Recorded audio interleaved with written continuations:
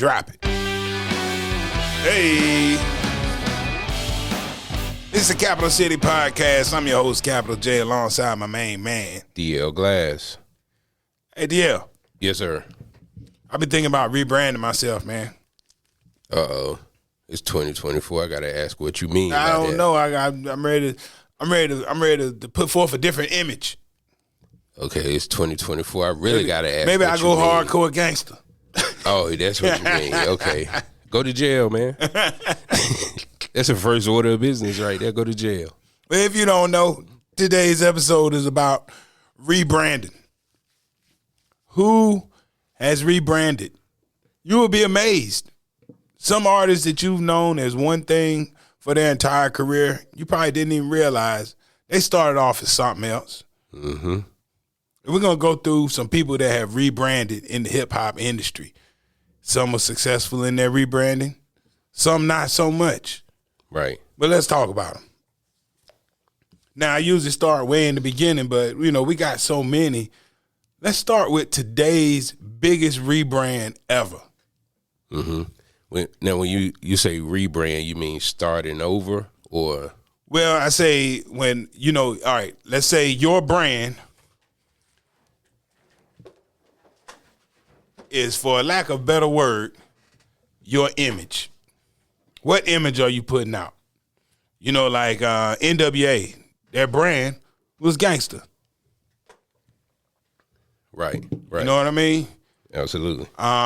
Wu-Tang, their brand is hardcore New York street hip-hop. Mm-hmm. If they do anything else or go a different direction, they have rebranded into something else. Right. Left step. Right. So imagine if you know, Wu-Tang put out a gospel album and they have rebranded. Oh, God. You feel me? Right. So the biggest rebrand I think I've ever seen, and I know some people would argue that maybe this guy isn't quite 100% a hip-hop artist, but Lil Nas X, that's a huge rebrand. When Old Town Road came out, there was no speaking of him being a homosexual. There was nothing gay in the video. Mm-hmm. And this dude rebranded himself into like the gayest dude to ever pick up a microphone and be this successful. He had a successful rebrand as the gayest MC ever.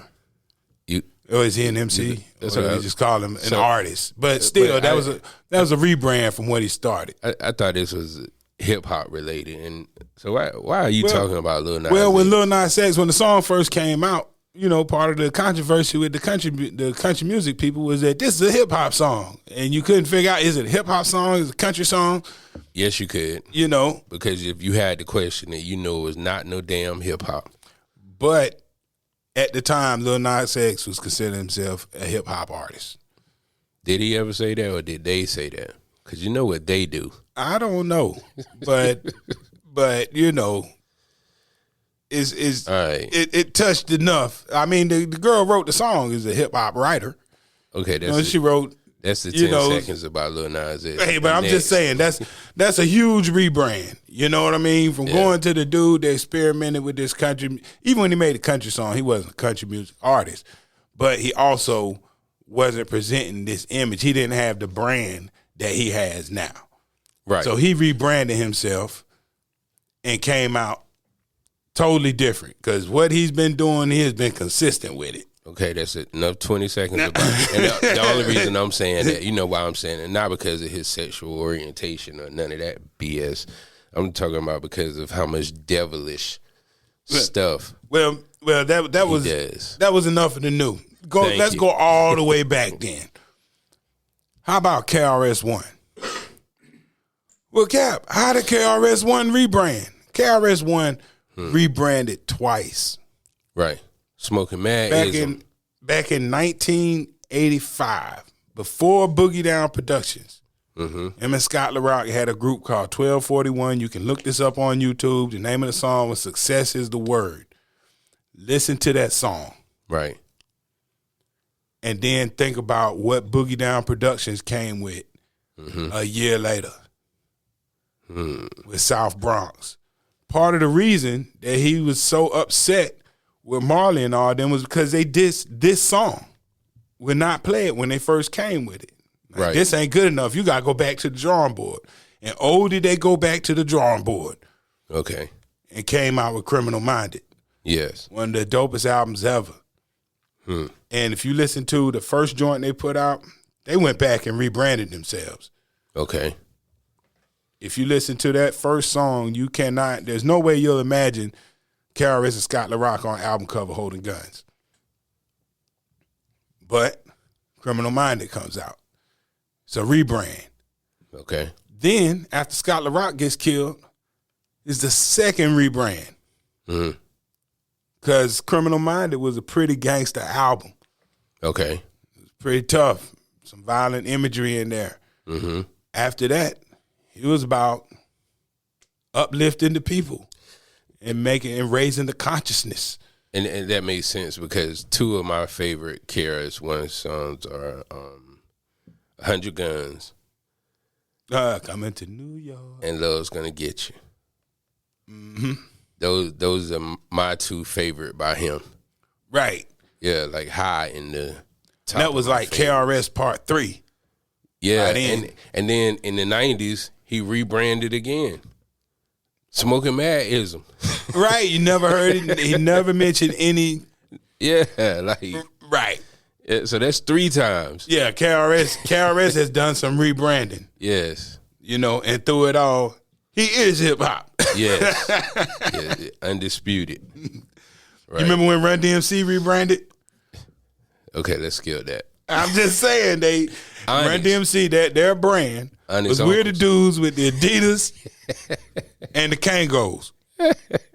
Who you think started losing their hair first? But Run never Probably. had hair, right? He had hair. He did. Yeah, he had plenty of hair. Okay, But hey, he rebranded. that's why they shaved their heads. They rebranded and came back looking Yeah. like Onyx. Yeah. Bald head, no hat, and Timberland boots. Yes, That is a total rebrand. no, their feet were hurting. You know what I'm saying? It's not, that is not what we expected out of Run DMC, and it's not the image they had built for themselves. They were in the late 30s at this point, mid to late 30s by that point, 19, because they got to be pushing 60, I if was- not 60 plus. Ron wasn't, let me see. That was in the probably 90s. about 17 to 18 when Sucker MCs came out, and that's 84. So that was probably about 25, 26 when they decided to do that rebrand. Like it's 16, well, no. 1984? No. They were probably about 30. Yeah. in Yeah, their 30s. yeah. You're right. You're right. Absolutely. Wow. You're right. Jeez. And came out with the rebrand. And no, I can't say that. But that's a part, like, for them to be that old and pushing flip the that, script. and pushing that method, because what was the track?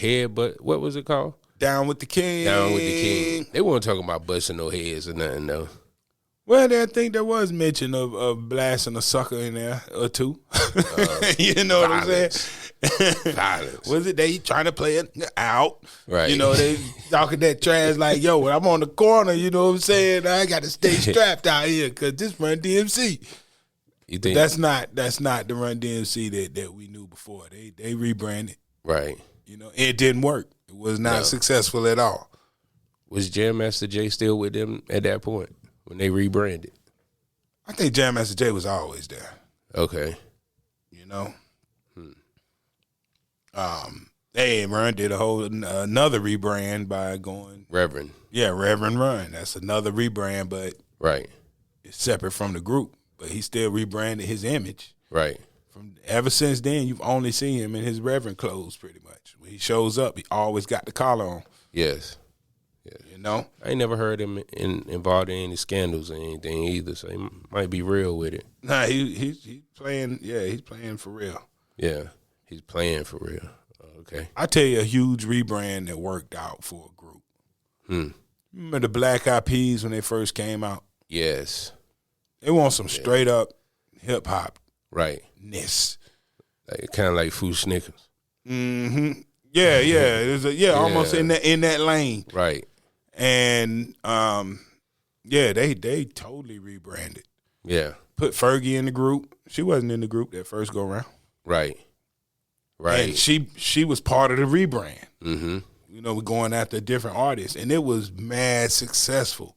Absolutely. None of them got to make music ever again. You're right. But so that was a great rebrand right there. You know what I'm saying? This one that we were talking earlier, you brought this guy up, and I don't even think a lot of people realize the little rebrand that my man T.I. did. Yes. T.I., if you listen to the first album, the first song that he put out was called I'm Serious. And I think it was on the Shaft soundtrack. Mm-hmm. Produced by Pharrell. Mm-hmm. And it was, mid-tempo, sounded like something that you could actually bump in the club in New York. I'm serious. He was still sounding country. Right. But he kind of went away for a while after that. And he did drop the whole album. And the album it was influenced from a lot of different directions. But when he came back with 24s, that was a rebrand. That's when he was the king. Like, he was not the king of the South before. No, he was just a rapper. He came back. Yes. And has been the king of the South ever since. I give it to him. And that was it's not saying he wasn't Southern. So anybody's saying, T.I. always been ATL. Yes. Mm-hmm. But to own it the way that he did after he came back on that rebrand, like, I'm the king of the South. I ain't worried about it. I ain't heard nothing like I'm serious since. Yeah. I'm always getting off topic. I ain't gonna do it. Nah, you're tempted, ain't you? Yeah. Throwing around that word king. Hey, all right. How about Ice Cube? Yes. Ice Cube has rebranded a few times. Absolutely. Like, this dude started off with NWA. That was, about just straight up ignorance. You know what I'm saying? A whole lot of crazy wildness and gangster. And when he went solo, like, he came to the East Coast, started rocking with Public Enemy. And they produced that first album he put out, America's Most Wanted. Hank Shockley and them. And the stuff that he was talking about on there, you started hearing elements of consciousness and want to uplift the people. It was not the same as the NWA Ice Cube, the guy who made A Bitch Is a Bitch. And then rebranded again into a movie star and has made some family films and everything. Crazy, right? Crazy. Ice Cube. Yes. He's beloved. Absolutely. You know what I'm saying? Yeah. Like, kids love Ice Cube. Are we there yet? Are we there yet? Yes. This is the guy that was gangster. Right. So, he did it. And another Ice, your boy Ice-T, rebranded several times. He went from a hardcore rapper. A pimp. A pimp. A rock and roll artist. And stop right there now. Don't go no further. They like, don't say nothing. Don't say that. Don't say that. Stop saying that. But no, that's some serious rebranding. I knew he was in the process of rebranding. It was him being in New Jack City, playing a cop, was the beginning of a rebrand. Yes. Like, you wouldn't expect to see, like I said, it's like seeing, Ice Cube has played a cop too. Oh, yeah. 2 times came back. After police. Right. They come back and play a cop. Yep. That's part of the rebrand. 3 times. Ride Along 2, and All About the Benjamins. Right, where right. He was a Bells Buzz in that, but same thing. While we on these people who got into film or came out of film, let's talk about Queen Latifah. Yes. Queen Latifah was hardcore hip-hop. All the way through and through. Yes. And during the process of rebranding, I'm not going to say her image was ever super duper hard, but they softened her up a lot for the movies. Yes. And there are a lot of people who know Queen Latifah from her work on film. Like, some of these people don't even know her music. Absolutely. Right. They might know that jazz stuff, but... Right. Is it put out a jazz album at that? Yeah. Yeah. Like that's a major rebrand for somebody like Queen Latifah, who to me, I still only associate with stuff like Wrath of My Madness and UNITY. Mm-hmm. And, Latifah's had it up to here. Like, all that stuff is fresh in my mind. Yes. Can't forget. Marky Mark. I know that a lot of people are like, what you talking about? Yeah. Yeah, it was Marky Mark and the Funky Bunch. Yes. Had a song, Good Vibrations, dropped the whole album. Mm-hmm. And I remember one song called "The Wild Side." Take a walk on the wild side. It was kind of dope. Mm-hmm. He could rap a little bit. He could rap a little bit, Yeah. But when he rebranded, he left all that way behind. And like I said, that people today, you watch his movies, you like, what? He used to rap. Right. Yeah, that's a successful rebrand when you go so far away from your original stuff. We just talked about people who rebranded into the movies. Hold up. We got one more. We can't forget about Tupac. Oh. He went through a couple of rebrands. Like the original Tupac, dancing with Digital Underground and being a part of that movement. Digital Underground was fun. Right. And when he first dropped his first album, it was just a hip hop album, but it wasn't particularly gangster. Right. Was that was Tupacalypse, right? I think it was called Tupacalypse. Yeah. I know people are like, how can you not know the name? I'm a DJ. I had 12-inch singles. Right. I think it was Tupacalypse. Right. Yeah. So that album wasn't the same Tupac that he had rebranded himself. When he came out, when Suge got him out of jail. Yeah. If you know that Tupac, you won't respect anything he did before it. Because that he did have a moment with Thug Life. He put an album out with a group. Well, Thug Life was his spinoff group, and that album had Tupac all over, and it was pretty thuggish. So he had started dabbling in that Thug Life before. That's when he first started going to California like that, but recording out there. Well, I think that was in New York. That was the New York time period. If you listen to that freestyle he did with Biggie, listen to what he's talking about. He's on some thugging then. Okay, but. It's not gang banging thug. It's not the rebrand into the gang territory of the West Coast that we saw him surrounded by later. Right. But he was starting to get a little bit, getting a little bit edgy and hard there. Mm-hmm. But how about one that came out of TV and the movies into hip hop? You talking about that light skinned boy from Canada, Drake? Yes. Talking about a rebrand, right? Anybody that's seen Degrassi on Nickelodeon? Wasn't it on Nickelodeon? PBS. PBS? I think it was PBS. Yeah. Hey, if you go back and watch that show, like, you would never think that this dude could rebrand into something so swaggerific. Okay. I never seen the show, but I never watched an episode, but I've seen clips. And, that guy, when you look at that guy, it's hard to even put that guy and the Drake that we know together. Right.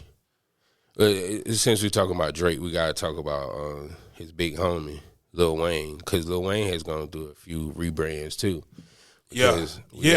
The kid, the teenager, the young adult, the fiend, and now he back again out of rehab.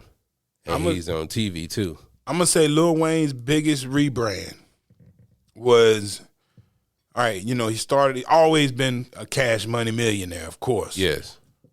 But if you listen to the early Wayne joints from Cash Money, it was so New Orleans.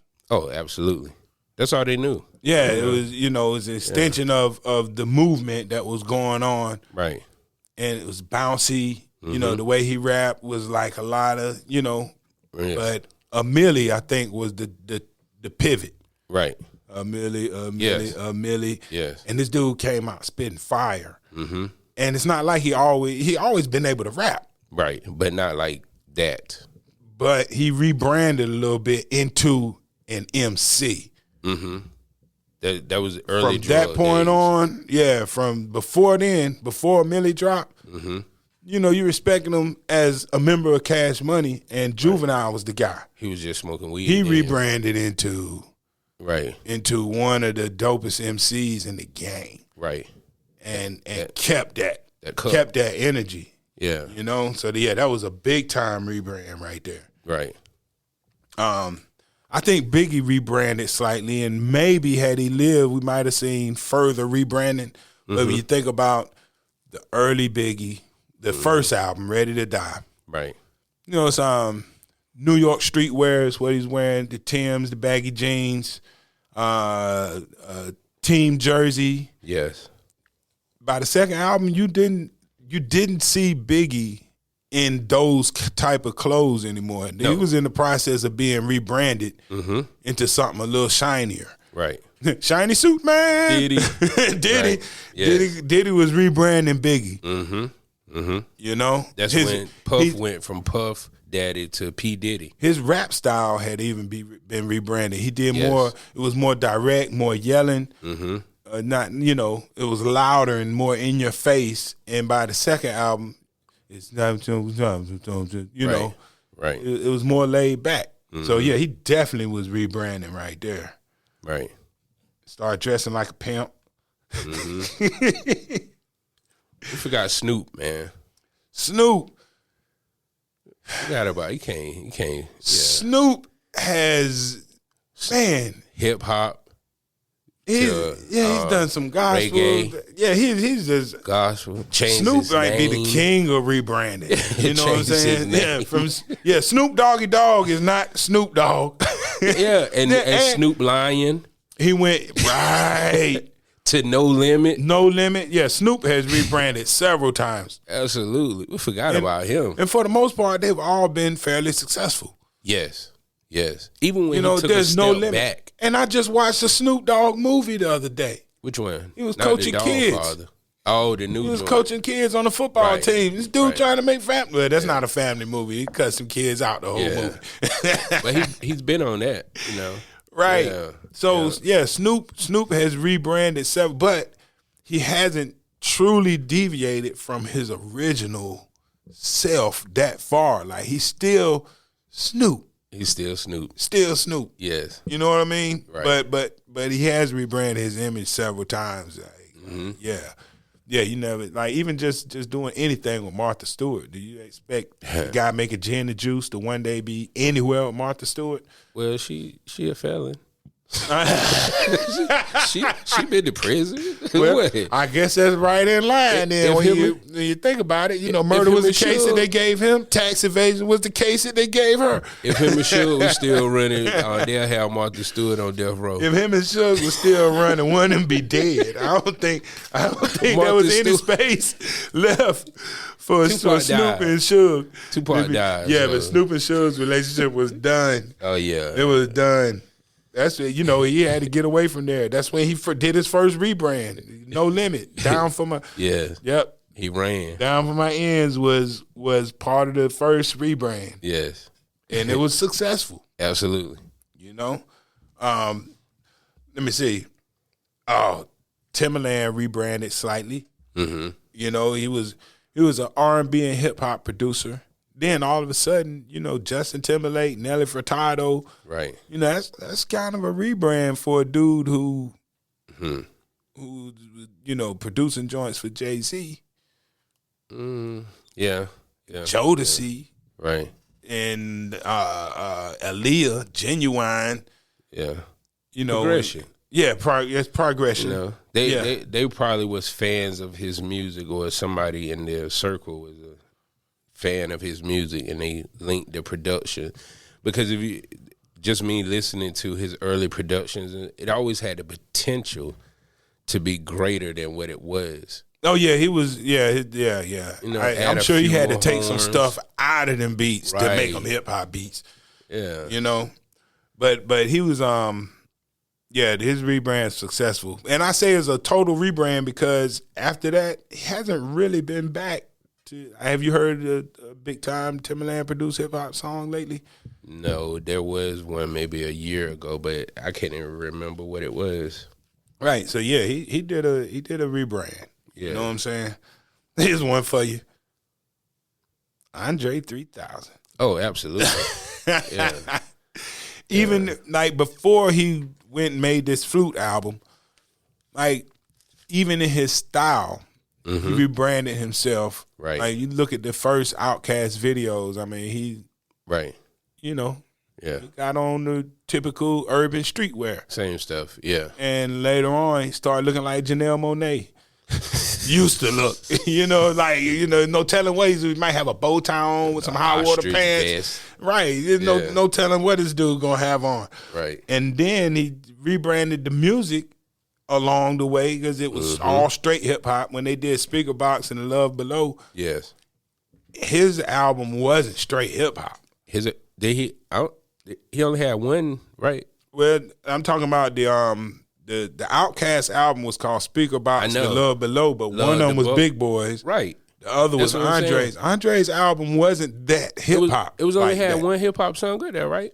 Well, I know he rapped on a lot of that stuff, so I ain't gonna say it wasn't hip hop. You know, he rapped on a lot of it, but the sound was a clear departure. Right. That's what I mean. From the typical Outkast sound. He gave us bars on each one of them, but it worked though. I thought it was dope. Yeah, that's your opinion. Hey man, hey. Ooh, you're gonna have to fight somebody over that one. That was one of the greatest albums of all time, son. I don't see it, brother. Man, what? It was okay. All right, how about while we talking about people who have rebranded, let's talk about some of the white rappers and think about we already talked about Marky Mark, but think about how Post Malone came in the game. Country. Yeah, and then to do White Iverson, you would have thought that lane is where he was headed. And now this dude is pretty much a pop star. Yes, through and through. Yeah. Yeah, he's living the rock and roll life now. Yeah. But when you saw White Iverson, you're like, oh, okay, this dude going to be like a white T.I. or something, you know. Nope. Rebrand. Yeah. Everlast did it to you too. House of Pain. Yeah. Pack it up, pack it in. Let me begin. And next thing you know, this dude changed the name to Whitey Ford. He's singing blues. For real? Yeah. Eminem dissed him so bad for that, man. Oh, wow. Yeah, Eminem put that. Yeah, that. If you ever get a chance and you hadn't heard it, go back and listen to Eminem dissing Everlast. That's one of the best diss records ever. We don't talk about it much, but it was. Oh, wow. It was dope. Don't get involved in white people beef. So what happened last time? I told two white guys that the other day. They say, "Oh, what happened?" I said, "The Civil War." My homie told me I went too far. I said, "But they asked." I was just gonna leave it alone. It's facts. Hey, we talked about some of the artists that rebrand. Could you imagine their faces when I said that? That wasn't the last time they were beefing. They tried to take over the White House. Oh yeah, that too. Yeah. Beefing. Almost was another Civil War. That's what happened when they get to beefing. The whole country got to get split up. You know, we's free now, boss. Oh. All right, we've had podcasts about the gospel hip hoppers, but a lot of secular rappers have rebranded into gospel music. Yes, you know, Mace automatically pops into mind. That was a total rebrand. He didn't make gospel music. He just went and led the church. Well, that's still part of your image. Oh, absolutely. You know, yes, yeah. And then 4 years in, he came back to murder. Did I ever hear murder? I'm sure he did something. Gospel. No, he didn't do no gospel. He had to have done something. He couldn't find anything. Nothing. I was that much of a Mace That's fan when crazy. he just walked away from the game. I just wanted to hear him. Yeah, and then he didn't even give you no gospel song. But he came back as murder. Came back as murder. Opinion, he was still spitting. Yeah, he still had bars. He still had bars. I think he still got them right now. Yeah. Your boy did it too. Who? Your boy from Clips. No Malice. Can't call him just Malice changed his name to No Malice. Yes. And he's been active in the gospel industry, right? Absolutely. Yeah. And, you know, we talked about those dudes, your boy from 3-6, Mr. Dale. Yeah, he's been a fixture in the gospel hip-hop industry for a while now, but he started off with 3-6 Mafia. Right. That's a total rebrand right there, something you never expect to see. Oh, man. I this backslider popped in my head. There's a dude named Tone, Tonex. He had that song, God is not forgot. This dude rebranded himself into an artist called B. Slade. And when I tell you he was out there like Lil Nas X, you know, like that was a total rebrand. Then came back to gospel. I was like, how you do that? I don't know what he's doing now. Probably back on some R&B stuff. New generation. Well, not new because you remember Youngberg. Youngberg, yeah. What, Hitmaker. What'd he do? That's him. Hitmaker. All you do is make beats. Oh, that's a rebrand right there. Yeah. Ever since Mano slapped him or somebody slapped him, and remember when his chain went on tour? Hey, you know another dude rebranded into a beat maker, Kwame. He said it was over for him when Biggie said that line, you played out like Kwame and them effing polka dots. He said he looked around the club and everybody was looking at him. Yeah. And it was over. It was over. But he has produced a lot of stuff. I feel terrible that I just can't throw one of the songs out. But okay, here's one. I think he did golly. What's that girl's name? The song is dope. I play it at the club every time I go. I can't. It's sampled on Before I Let Go. Get right back to my life. Gonna get right back to love. He did that. Yeah, he produced that. Okay. Vivian Green. Oh, Right that's back. my joint. That's your joint. That's Kwame produced that. Oh wow. So Kwame, yeah, he rebranded. He is a producer. He got credits. Ski Beats, Carolina's own. Oh, he rebranded several times. Right. From a member of a group to producer to solo artist to producer. Right. Right. As did Fanatic too. Right. You know? Right. And he's going through a rebrand now. Yep, and rebranding into Billy Lennox. Billy Lennox, yep. Right. Yeah. It's crazy. Yeah, that's a definite rebrand. Right. How about them dudes that rebranding the podcasters? There's this dude named Capital J. Used to be a dope DJ. Right. Used to be. I'm still rocking the party. So this isn't a total rebrand, but Joe Budden. Yeah. Like there are several people like, you know, Pump It Up was dope, and that was his biggest song. And there will be a time where nobody's, you know, at one time he was known for Pump It Up. Right. And now he is known for podcasts. And it's crazy because rap, radio, reality TV, all of that. And now it's podcasting. I'm talking about with Joe Budden. He's done all of that. You know what? I'm gonna get back to another podcaster, but when you said reality TV, Candy Burris, right, total rebrand. Yes. Like she was part of the group Escape. But now when you hear her name mentioned, you don't hear it mentioned in conjunction with Escape as much as you do the Real Housewives. Right. Like that's her brand now. Yes. She's one of the Real Housewives of Atlanta. And that more than member of Escape. In the dungeon. Oh, it's a dungeon. What you say? The sex dungeon they got. I ain't talking about the dungeon family. Oh my God. That was the first thing popped in my head. I was like, oh, okay. I thought you were schooling me, man. You know what I'm saying? But you fooling me. Yes, sir. Yeah, Joe Budden. Another one. N-O-R-E. N-O-R-E. Yes. Very successful podcast. As along with Mason Cam. Yes. Shooting folks in front of Hot 97 to podcasting. Right. Yes. Right. That's a rebrand. Now, here's a stretch.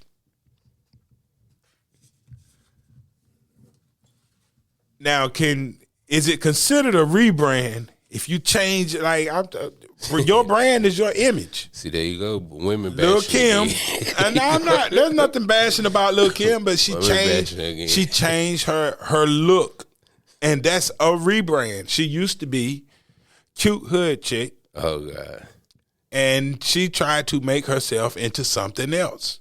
I'm not going along with that. She did the plastic surgery. She does not look or present anything like she used to. The woman that you see on stage does not even remind me of the girl that's saying "Get Money." And that's I can't even tell that's the same person.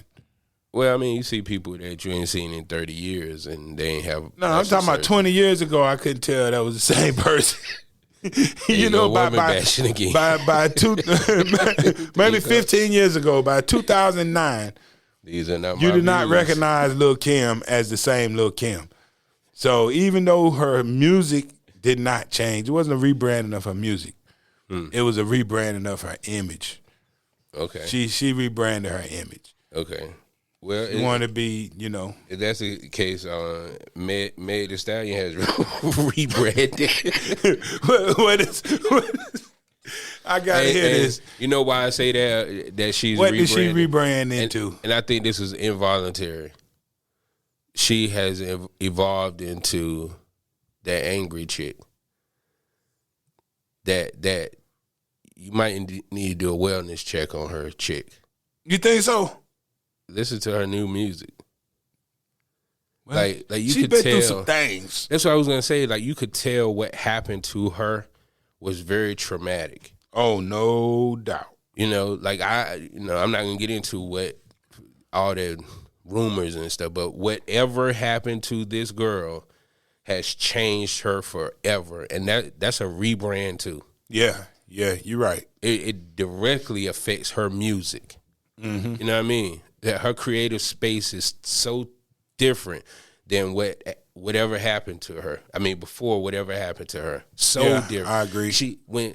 That's why I used to love Meg so much, because she always seemed like she's in control.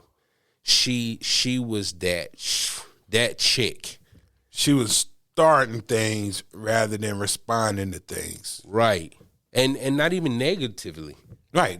You know, her right. persona, her everything about her from what I saw on TV and stuff like that. Like it intrigued me about her. But now I'm like, I don't even want to watch it because I know she's complaining. You know what I mean? Most profound. Yeah, you know. And I was truly a fan. Right. You know? Like but now, like I don't hear that mess. Yeah. Hey, somebody else got rebranded. Tory Lanez got rebranded. Yeah. He was an R&B dude.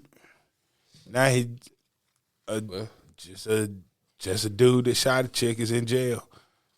He ain't an R&B dude no more. Did you consider him R&B? I always consider him like Drake, because you don't consider Drake R&B. So why Tory Lanez? Because every time I play a Tory Lanez song, I don't play none of Tory Lanez rapping songs.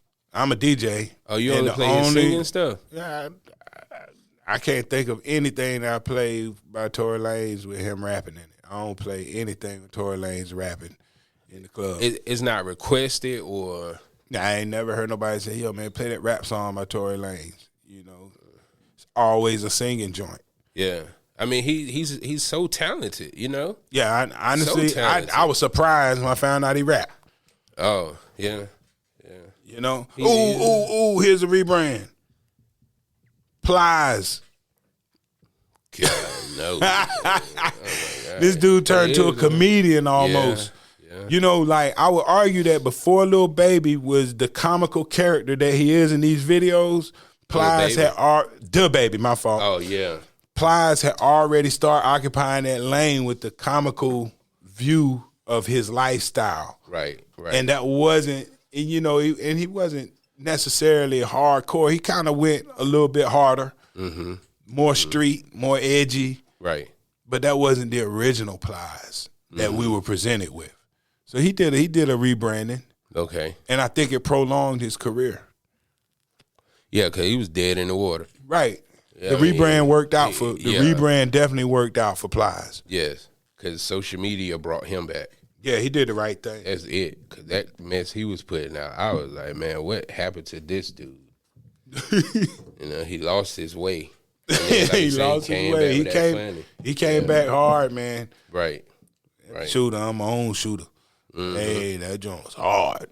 Ran off on the plug twice. Yeah, I can't think of anything that he had dropped that was that hard, that street before then. Right. Well, nothing that had been that successful. Right. He was successful rebrand. Yeah, Plies, and I think people don't give Plies enough credit of what the lane that when he first came, or when we first heard of him, because he was out before, but when we first heard of him with that gangster music, I think he opened up a lane that might not be as prominent as it is right now if he didn't do it at the level he did it. Because Plies came with it, man. Plies came talking that other stuff when everybody else was talking about selling dope and all this other stuff. Plies was talking about waiting in the bushes to get your ass. You know what I'm saying? Every track. My goons. Yeah. Everybody walking around with a ski mask on. Yeah. There ain't been no more shawty since then. Rest in peace to Wayne, man. Insane Wayne. He said that joint. Yeah, man. Was that who was singing on there? I thought it was Akon. No. Not singing on there. I'm talking about part of the production. Oh, word. Yeah. Okay, yeah, indeed. R.I.P. to that man. Hey, here's one, a new one. You know the chick Scarlett? Stuck with Heard the Yeah. With the Right. She is dope. And if you go and look at her, follow her Instagram and scroll back to some of the things that she posted where she would just be rapping like a cappella. She was spitting some pretty thought-provoking lyrics about growing up in rough situations. She was being really open and honest about the hand that life had dealt her. And it wasn't on this, she wasn't the aggressor. She wasn't the aggressor. She was talking more about, more seeing it about what had happened, right? Rather than what like the image that she's putting out now. If you go and look at her early posts, you wouldn't think that this is the same person. Giving this energy out. Okay, you know what I'm saying? So she fronting. I'm not gonna say she's fronting because the stuff she's been through, she's been pretty open and honest about the things she's been through. Right. And most people who have been through what she's been through be wilding out in the video like she is. So I would say that it was more of a surprise that she was that subdued and thought-provoking, having been through what she'd been through in the mean streets of New York. Right. Now she is what I would have expected. Okay. Yeah. Jeezy has rebranded. I don't think he rebranded musically. He rebranded he as a person. Right. Well, I say musically he did rebrand, just for the simple fact that because of his image that he cleaned up and made different. Yeah, everything's not about selling cocaine. Right. And in the beginning, that was everything. All he was about. Yes. He the snowman. 4-5 albums straight. Right. You're right. So he changed that up a bit. And got married to a girl from TV. Right. And that was the ultimate cleanup. Yeah, he rebranded. Yeah. That was a big time rebrand right there. Yes. I bet nobody saw that coming. Wrote a book. Right. Yeah. Not to say that, people can't write books, but, Right. Yeah. That was a rebrand.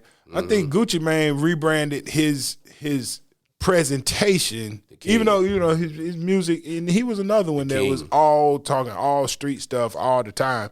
And I don't think his subject matter has changed that much. No. But he rebranded from a dude that kind of looked like a dirty dude, a dirty street dude, to he cleaned up for real. 100%. Got in shape, got healthy. Yeah. He looks Yeah, he looks good. Took the title back as the king. Yeah. He did a rebrand. And that's why I was being funny earlier when you said about T.I. because T.I. got the accolades. T.I. cleaned up his image to help him along the way. Now, when we say Gucci cleaned up his image, Gucci cleaned up his image by getting off drugs and being in tune with his body and stuff.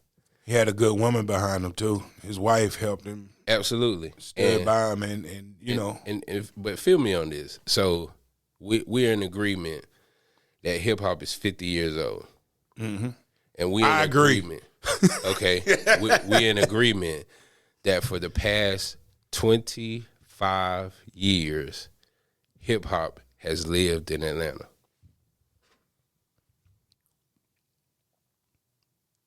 Not totally, not that whole 20. Because around that time, you still had 20. Yeah. Let's go to 2005. Let's give it 2004, 2005. It start, right. But you know, And I would New York still sprinkling some hits out there. 65% of those artists who have been running the Atlanta music scene, which has been running everything else, were associated with Gucci. The king. You are absolutely right. Come on now. Yeah. Come on now. That's why I all give the way up Gucci. to Young Thug and what? Yeah. What? Waka Flocka. Everybody. Yeah, that's crazy. I hadn't even thought about that. Everybody. So a king looks out for the kingdom. Yeah, he's running the kingdom. And Gucci was running the kingdom. Away from T.I., you know what I'm saying, with his accolades and stuff. Yeah, he gave us Iggy Azalea. Come on, bro. I'm just saying, you know, we talking about with all the people Gucci Mane dropped. Yeah. You know? Iggy Azalea, B.O.B., those were artists who were brought to T.I. Gucci was getting in on the ground floor and helping them become stars. Yeah, it was a lot. You're right. Half the stuff you hear on the radio right now came from that Gucci camp. Yeah. Producers too. Yeah, he put a lot of producers on. And we talk about King. That's why I said people throw that word around loosely because they looking at what they see on TV. But let's look at this thing, man. Right.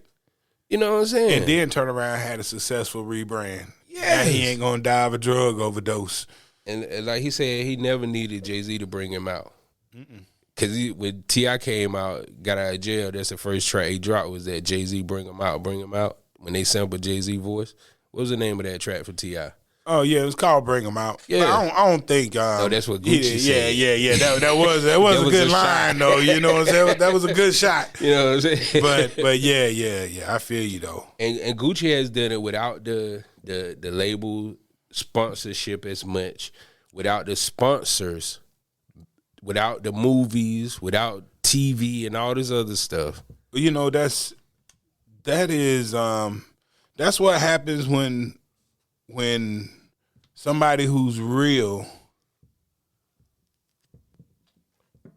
like truly real, yes, can operate like that and can right. still be in touch with the streets and actually get the respect of up and coming artists where they even want to keep dealing with you. Right. Like the people he's bringing out are real also. And it takes a real one. You know how many to of them bring died these in cats. prison? Right. It takes a real one to even work with these folks like this. So yeah. That speaks to his realness. Like Gucci Mane is one of the realest artists.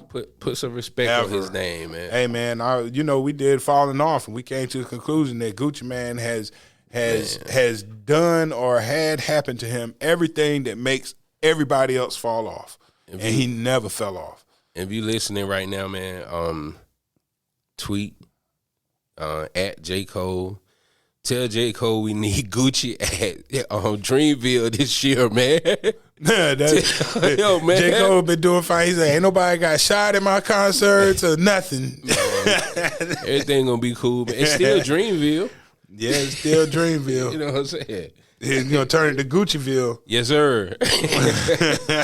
Yes, sir. I'm gonna take my shirt off. He bring Gucci, I'm gonna take my shirt off. I'm gonna have my chain in my pocket just in case he bring Gucci, man. Hey, that's what's up.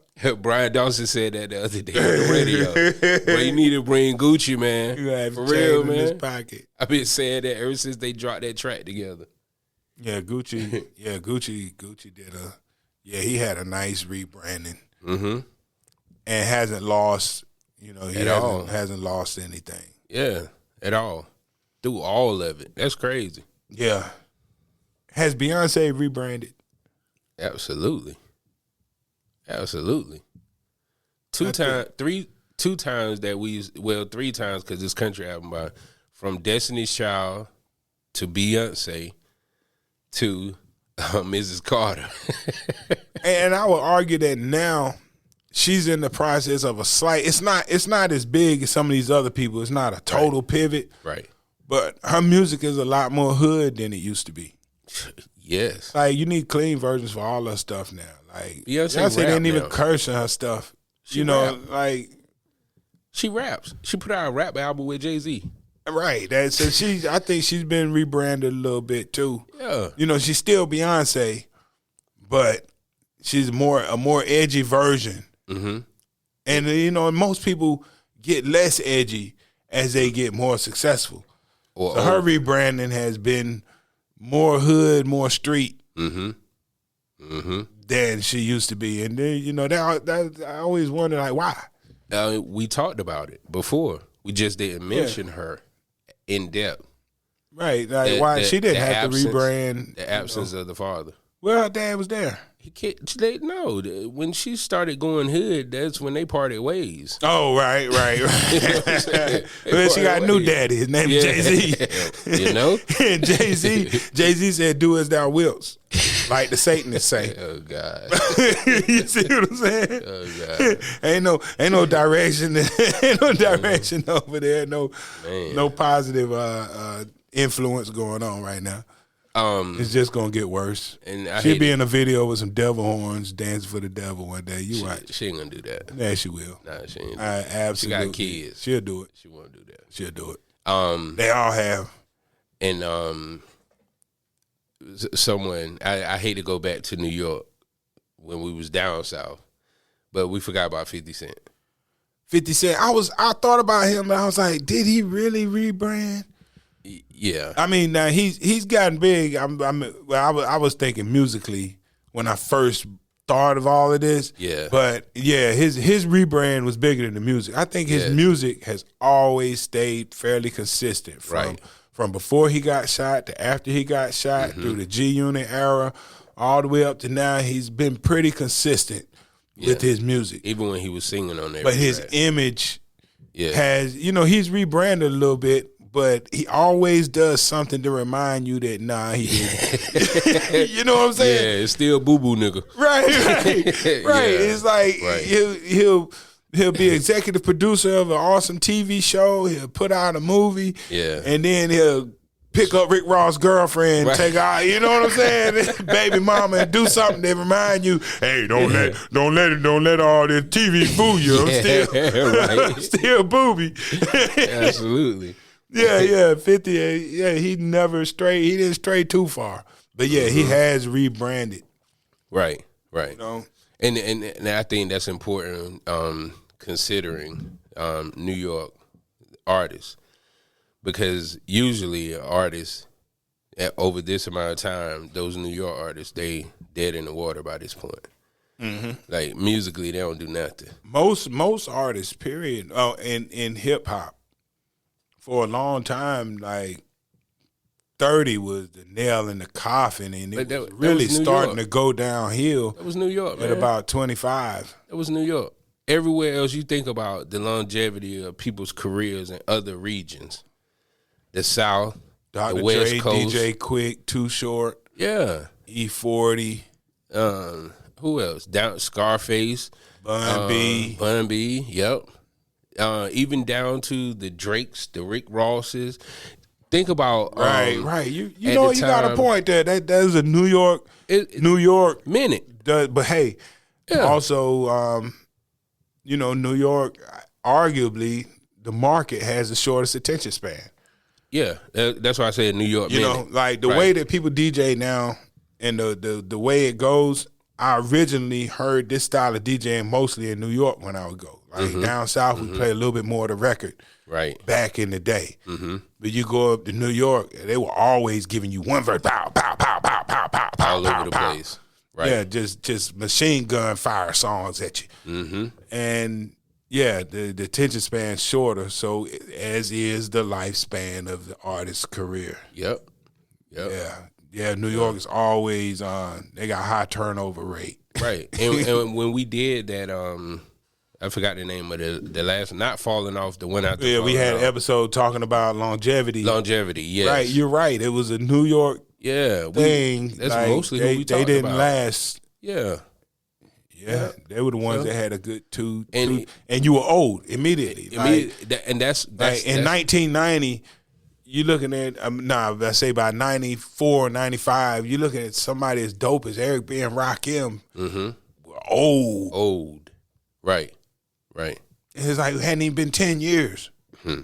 Yeah, that was a large part of our conversation for that longevity episode. And just thinking about rebrand, like they probably, the New York scene in its totality has probably had the biggest rebrand of anything, because John, like for a whole region, right? That's a huge rebrand. Absolutely. I mean, because whatever's popping, that's what they jump on and start putting out music that sounds. And like it used to be that they would control what was popping. Right.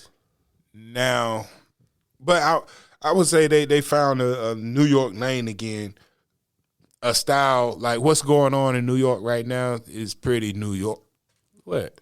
You think about Lola Brooke and Scarlett and even starting with people like 6ix9ine and Pop Smoke. Like they had it was their sound was not. It's dead. It wasn't what was going on everywhere else. You know what I mean? It had an exclusively New York sound again, and it took years to go back to that. It ain't never going back, man. It's strictly regional right now with New York artists. That's why they struggle so hard, and that's why the city gets behind any spark that they may see.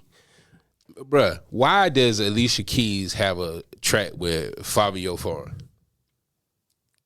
So Funkmaster Flex will drop bombs on it. Come on, bruh. Why is Nas doing a track with Fabio? Come on, Mr. Conscious Nas. So what you saying, Fabio Foreign ain't dope? I mean, I don't really care. I don't really care. I just use him as an example because he's one of the biggest gang member representatives out of New York. And these guys, like, that's why I say Alicia Keys and Nas. You know what I'm saying? Like, Nas on the track with a straight up gang banger at 50 years old. Right. Come on, man. You know, that's all I'm saying. You wouldn't see some of that stuff going on, man. You know? True that. Yeah. True that. But there may come a time, too, when all of these, maybe Fabio Foreign, Jim Jones, and all them cats might rebrand one day, too. And be trying to save the community. Jim 50 years old, man. He ain't rebranded by now. It's never too late. It's never too late. Cam and Mace just started the podcast. They not big-time gang members. They not. Cam, we knew Cam was a street dude, but Cam wasn't that dude like Dipset turned into with Jim Jones and them running around with him. Right. You know what I mean? Like we knew, you know, but when that element came in, and what Cam do? Step to the side. Yeah, he kind of did distance himself from that movement as it became more destructive. Absolutely. You're right. You know, and now look, Cam has resurged with this popping podcast show that him and Mace have. Right. You know, because they got a whole set and everything. That's a show. Yeah. It's not a podcast. And it's enjoyable. Yeah. That's a great rebrand for both of them. Absolutely. You know? Yeah. Matter of fact, if I could look back and look at, like, when I look at them dudes, I'm honestly kind of proud of them. Yes. You know, I feel kind of good when I look at them and see them together. I wish that after all this time had never left because who knows what they could have done together. Right. At the height of their careers. Right. And using rap as a vehicle. Right. You know what I mean? Well, didn't they did make a song or two. Yeah, but you know, I'm talking about more like the personality of these two guys. Yeah. They should have done a whole album together. Yeah. Mm-hmm. And when YouTube was the thing, like not, you know, YouTube is the thing now because of technology and everything. But I'm talking about, just imagine 15 years ago, Cam and Mace having a presence, music wise, and just being all over blogs and stuff, doing dumb, funny stuff. Mm-hmm. But both of them got enough sense to make money from it. You know what I mean? Hey, yeah, this train could have been rolling a long time ago. Yeah. Even when Cam's musically, I don't think Cam should rap no more. In my opinion, you know, like not to take away from his, you know, but the music he was putting out, no. Yeah, Stop. Cam, he had his moment. Yeah. Hey, but you know, I think we hit, you know, all the major. Right. All the major rebrands so far right here. Yeah, we had a lot of them. Yeah, and there could be more. That's why you can always send us an email. Right. Give them the email address. info@overheretv.com. info @overheretv.com. Yeah, tell us what we missed. You know, I would love to hear it. Yeah, man. I know there's somebody that we're not even thinking about that Right. flipped the script and rebranded their whole image Yes. into something else. And as soon as we cut this microphone off, we're be like, oh! MC Hammer. Humps in the bump. Oh, yes! Yes!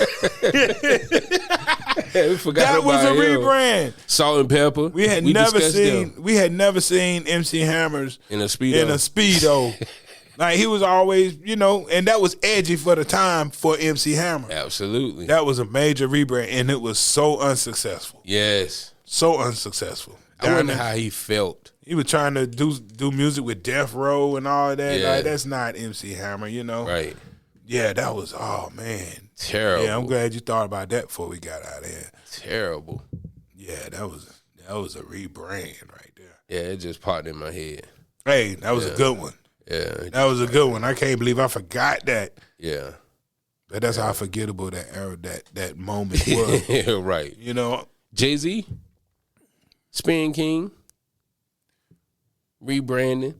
And I haven't felt like Jay-Z has ever been anything but what he is. Okay. Well, I can't argue with that. Like, even when he was on the way up, Yeah. he felt bigger than he was. Yeah. You know, he always kind of, you know, some people just give off the aura of that. Yeah. Yeah, he always felt like Jay-Z. From the first album to the last. Right. Yeah, I'm not even really surprised that Jay-Z is where he is. He always kind of carried himself and he always had this arrogance in his delivery that made you feel like whether he's there or not, he believes that he is there and he will be there. Well, and so I'll take his growth in the music because we saw him grow through his bars, and that's to me was the rebrand. Because I guess he also rebranded from being a fast type of rhymer. Right. That was a definite rebrand. The early Jay-Z, like, go back, you know, anybody that's listening, go back and check out. Jay-Z had a song called, he was on, Will Ski had a group called Original Flavor, and they did a song featuring Jay-Z called Can I Get Open? Listen to him rap on that song. Listen to him rap on Hawaiian Sophie. And then think about the rebranding that he did to give you Dead Presidents. Right. So, or to give you from the Black Album to 444. You know, that growth right there. You know? Yeah, he's definitely rebranding. Yeah, he did a little bit of rebranding. Yeah. To become what he became. So by the time this airs, the episode "What's Love Got to Do with It?" or "Where Did the Love Go?" I'm sorry. Something that I just got turned on to when we was talking about the love and people not making music about their kids and stuff like that. Right. Kanye and Ty Dolla $ign got the track with their daughters. Northwest is rapping in the first part of the song, and then Ty Dolla $ign is rapping to his daughter the second half of the song. And does it count if nobody ever listened to it?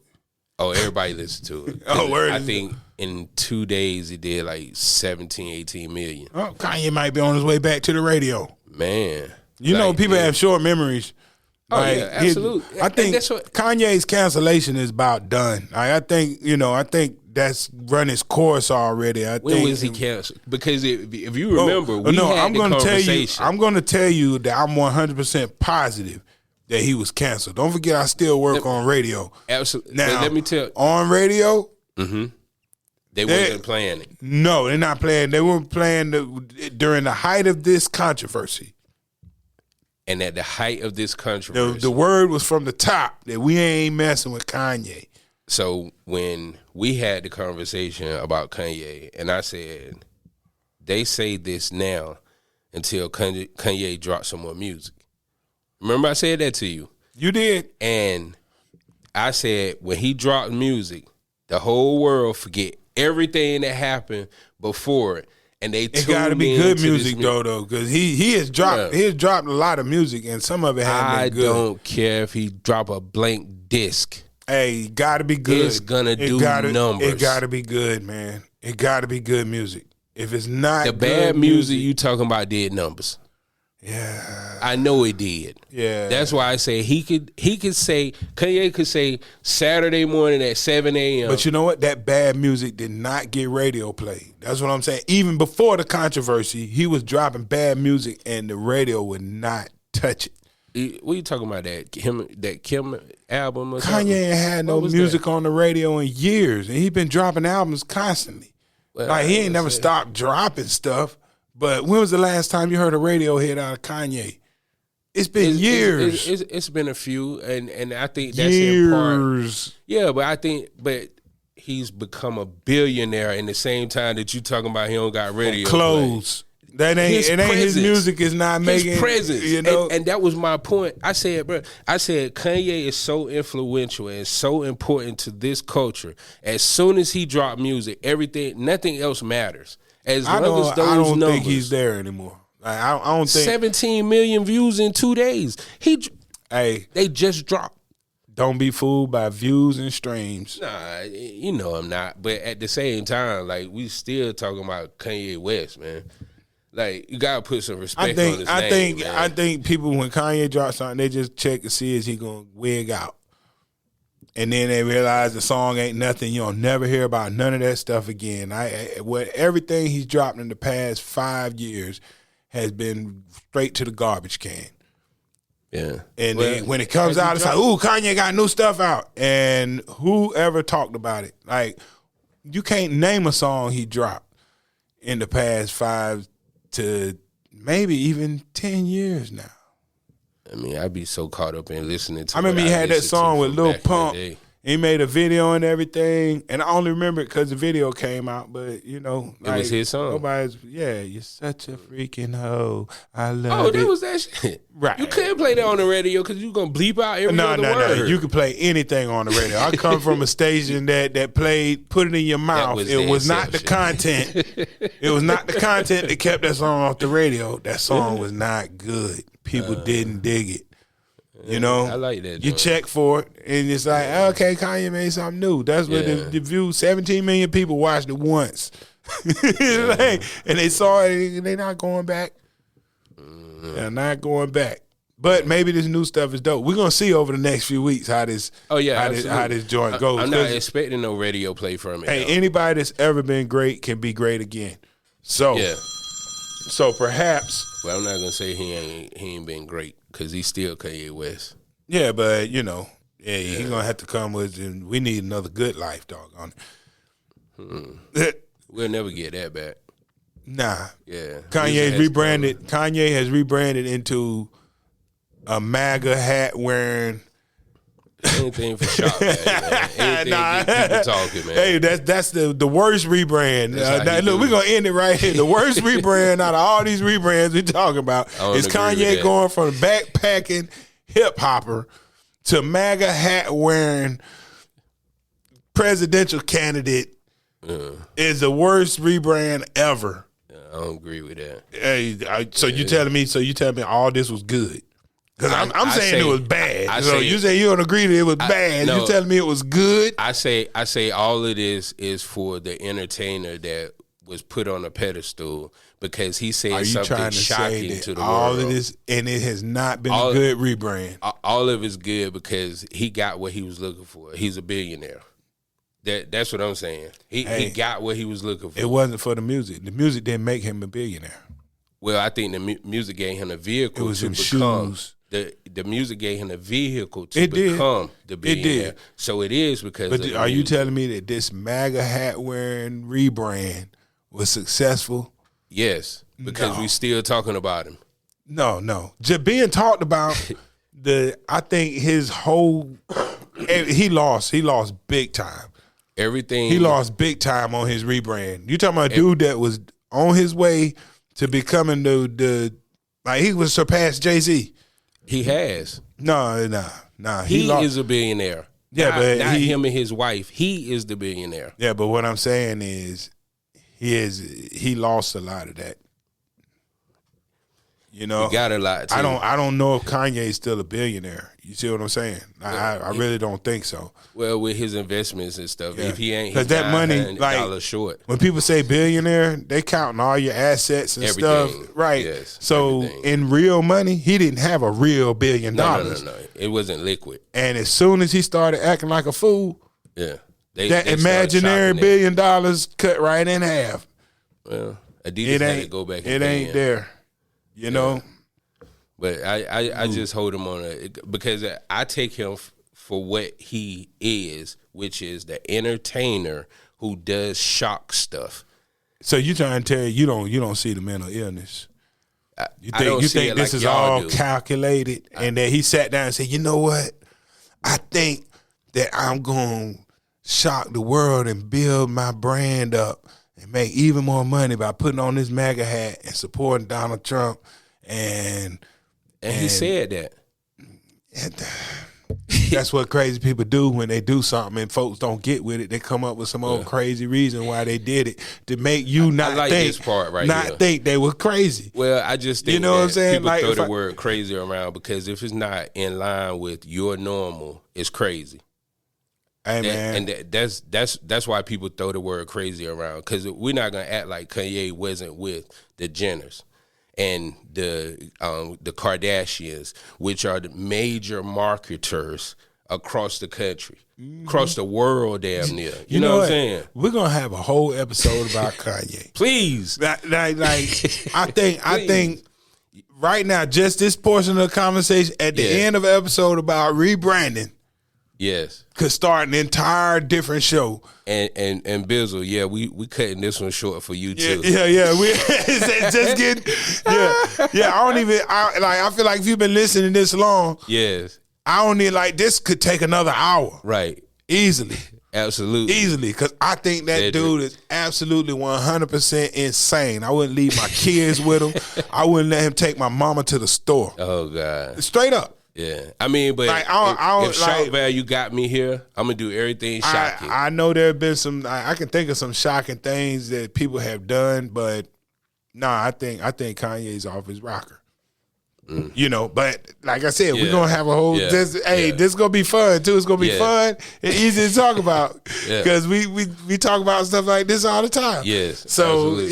Shout I can't out Kanye, wait, man. I can't wait. Yeah. Shout out Kanye.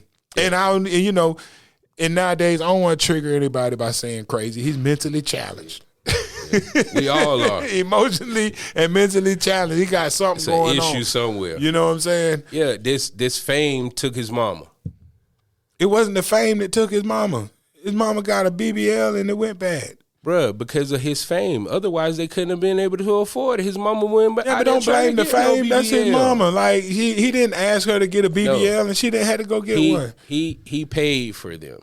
You know what I'm saying? And how can this dude? It's people that ain't famous going to get BBLs. I know, but that don't work out. Yeah, but I think it's different when the fame has afforded you everything you could ever imagine in life, and this one thing that his mom wanted so bad, it was afforded to her because of his fame and his fortune. That is no way possible this dude probably don't feel like that was his fault. I would argue that on a college professor's salary, she could have afforded that BBL anytime she wanted it. So why she didn't get it girls before? Living in the hood. Why she didn't get it before? Hey, maybe she did. That's probably all I'm because saying. of the people she's around. That's all I'm saying. Yeah, you got a point. You know what I'm saying? Like, people don't change, money change you and people around you. You know what I'm saying? That's all it do. Yeah. And if she wasn't, and I'm not saying that's why, but I'm just thinking about it. Man, I'm telling you, this could be another hour. We're gonna have this. You know what? Here's what we're gonna do. I'm gonna say, yo, that was the end. We are through talking about the rebranding. The rebranding episode is done. Okay. If you want to keep right on listening, okay, you keep right on listening. But we through talking about rebranding. That was Capital City Podcast. I'm the host, Capital J, alongside my main man, D.L. Glass. Now we on to Kanye and his crazy ass. Well, I just don't, I don't think of Kanye the same way most think of Kanye, that he's off his rocker. Because I think this dude is very intelligent. And yes, there's a thin line between intellect and emotion, or being crazy don't make you stupid. Mentally sound. Like some people who are insane are very intelligent. Mm-hmm. And you know what? It made me think, because I was paying attention to the whole mental health movement during that time. And then the next thing you know, one of the most famous people in the world is struggling with mental illness. And it was within that family. The marketers. The Kardashians? Yes. It was within that family. Who are you referring to, Kanye right now? I'm talking about Kanye and when he was going through that, and who was around him during that time. Like, you know what I'm saying? Like your circle changed, your thought process changed, everything changes around you. So if this is what you truly want, it's like the person who, what they call it, praying for prosperity or praying for riches and stuff like that. And if this is what you're praying for, this is what your heart desires, why not do everything possible to make this come to pass? Well, here's it. Like, you might think that the only reason I say that Kanye is off his rocker is because of some of the things that he's done. Mm-hmm. I say that because I have personal experience with people that have been diagnosed with mental illness. Mm-hmm. And I recognize in his face a familiar look. Oh, I've seen it too. Yeah, that Absolutely. look, like, I think that's what has sold me on this opinion more than anything else, is seeing him when he's in the moment, wigging out, like say when he was talking to Sway on the morning show that time. Mm-hmm. Hey, you ain't got to answer, Sway. Frustrated with Sway. And I'm just looking, like, I recognize that behavior from other people in my life. And you're absolutely right. I'm not taking away from that. Yeah, so it's not just there are a lot of people who support, who put on a MAGA hat, and that's what you believe in. Do you? It doesn't make you crazy. That's more. That's recent. not what makes you crazy. Let's go back when you were referring to the Sway interview. Mm-hmm. Kanye mom hadn't been dead a long time, had not been dead a long time, right, when that whole interview happened. Okay, he could have been, he put himself into 24/7 work mode, right, and everything that he was trying was not working at the speed that he wanted it to work. Let me tell you something. I know what stress can do. Okay, but I'm gonna tell you, from a personal standpoint. I remember when I was working the morning show and a full-time job, sleeping 3 hours a night. At the end of that by 2 years in of doing it, You punched the ceiling. I was crazy. So so listen. So I'm not saying that he got some kind of special rule. When you crazy, No, it's not you no being special. crazy, and it, like So you still and crazy. I have been Still crazy. What I'm saying is no. Kanye is still crazy though. Kanye crazy right now. Right, it's on That's what I'm TV. saying. He didn't on TV. He didn't have his little moment and then snap back. He ain't never snapped back. How you know? Hold on, you talked Okay. about the look, right? You talked about the look. I'm going to give you two examples of this look that you're talking about. Mm-hmm. Have you ever seen Orange is the New Black? No, I don't watch the show. You need to look at an episode of Orange is the New Black, and her name is Crazy Eyes. They call her Crazy Eyes for a reason. Mm-hmm. When you see this woman outside of that character, it look like two totally different people. So Power right now. Okay. I know the look you're talking about now. But look, there's a pattern of behavior. Like I said, it's bigger. It's bigger than just a few things. Like even right now, I'm checking out this dude's new wife and everything, and how he moving around with her. Mm-hmm. Like it's all they can't do nothing without paparazzi. It all reeks of insanity to me. They can't do nothing without the paparazzi. It all reeks of insanity to me. And that's this is my opinion. Wait till this summer you see how many of these Negroes walking around here barefooted. Because Kanye West did it. Ain't nobody walking around here barefooted. That's how you like. That's what I'm saying. Like he throwing stuff at the wall. It's not sticking. It's not sticking. They ain't buying them so they can walk around until they get holes in them. You know what I'm saying? The first time you saw those, what was those Adidas shoes that Kanye came? The first time you saw them big foam looking ass shoes, you didn't think those shits was the worst investment in the world. Yeah, they were ugly. And they're some of the most comfortable shoes in the world. Right. You know what I'm saying? But this is before he let everybody know how crazy he was. Oh, he was still quiet. It was after his mom passed, though. Right. And the shoes dropping. Ain't nobody wearing them shoes. Crazy, though. Ain't nobody wearing them shoes now. I know. Should I bleep it every time it comes up? But all I'm saying is, ain't nobody wearing them shoes now. Oh, because they ain't dropped no new ones. The deal They over. ain't going to drop no new ones. The deal over.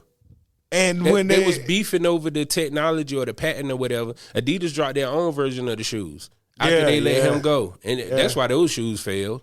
Yeah. Well, they didn't really like the last ones he had. I mean, people rock with them. Man, I was surprised anybody be that willing to spend that much money on some rubber flip flops. Because Kanye said it. What? But that don't make him not mentally. What was it? No. I ain't saying that. You know what I'm saying? I ain't saying that. And I'm not saying that he has. My thing is, I question anything that I see on TV or the internet. Because this entertainer is there for one purpose. I don't give a damn what nobody say about how much they love doing what they do. They there for that damn check. And see, I also will argue that anybody who will be willing to soil their image, even for the sake of creating buzz, is crazy to go that far. Kevin Hart.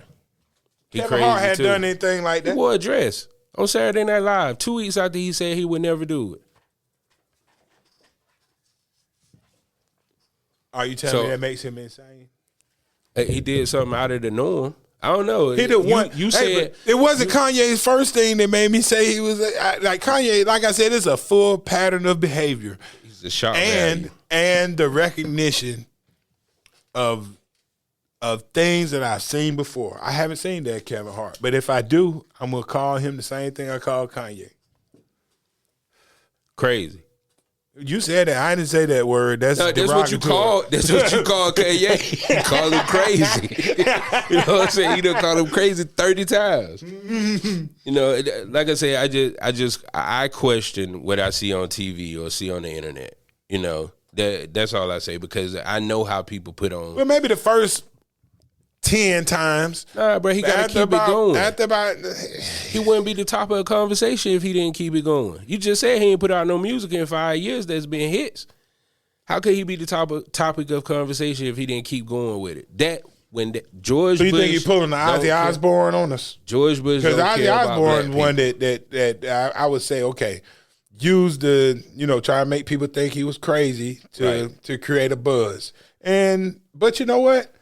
I think he was kind of crazy too, though. It's like this dude bit the head off a bat, right? At his concert. You know what I'm saying? Yeah. Even though then later on he claimed, I didn't know it was a real bat. But that's what the crazy people do. When everybody look at him like they're crazy, like, I didn't know it was a real bat. Yeah. Whatever. I mean, but I get why people call him crazy and all this other stuff because of some of the stuff that he do and say. And I'm not saying Kanye. Now, here's the deal. I'm not saying Kanye. I think Kanye is a musical genius. See, I think he's a genius anyway. I'm just saying musical genius. Business-wise, he's a genius. Yeah, he might have some big. Yeah. Anybody? Kanye has genius in his genes. He's a genius. Anybody who is we less than 12% of the population right now. You reach the status of having. I don't care if it's liquid or not. Classified as being a billionaire. You are a genius on some level. And here's the thing about being what people call crazy. Crazy doesn't mean you're gonna kill somebody or kill yourself. No. Crazy is you are so far outside of the norm that it's hard to relate to your decision making. And that's not the legal definition of crazy or insanity, but in general, anybody that's way out of the realm of normalcy is going to be referred to as kind of crazy. And I think Kanye absolutely is outside falls into that category. He's outside the box. Absolutely. As do a lot of geniuses. Yes. But it just is what it is. Like, when I look back on it, I think Prince was crazy too. You know what I'm saying? Like, this dude put makeup on and wore his hair all day. He was prettier than a girl. Prince did a lot of crazy stuff. Michael Jackson was crazy. And all these people crazy. Had issues. Well, maybe, and you know what? Michael Jackson was crazy, man. There you go. Michael Jackson, like seriously, I know, he had issues. I hate the way things are now. You can't just, you got to figure out some kind of special way to say whatever it is you got to say. Like, look, I'm sorry. I grew up on crazy. Crazy is crazy. Issues, man. And Michael Jackson was crazy, man. You know what I'm saying? Like, everybody know that dude was crazy. Like, come on, man. This dude sleeping in the bed with kids. R. Kelly was crazy. R. Kelly was crazy. But, So he need help. He don't need prison. But, here goes the strange thing about R. Kelly. As bad as the stuff he did was, it's not so far out of the realm of possibility because it's like, you want to say, like, when I say crazy, how many dudes I know, like, it's not crazy for dudes to, like, sleep with young so girls. Many dudes sleep with young girls yes. that it's not normal, but it's not something that's so far out there we have that you can't imagine it. You can imagine an R. Kelly. You can't imagine a Michael Jackson. It's different. Yeah, right? It's a whole lot of R. Kellys. There's only one Michael Jackson. He was out there. R. Kelly is a criminal.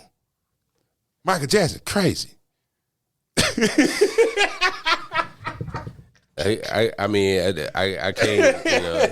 R. Kelly, you know what I'm saying? R. Kelly did the same thing people do when they rob. It's just as many people that rob banks as take advantage of children. But if we're going to use that Michael Jackson R. Kelly comparison, let's look at both of their childhoods that played a role in how they turned out as adults.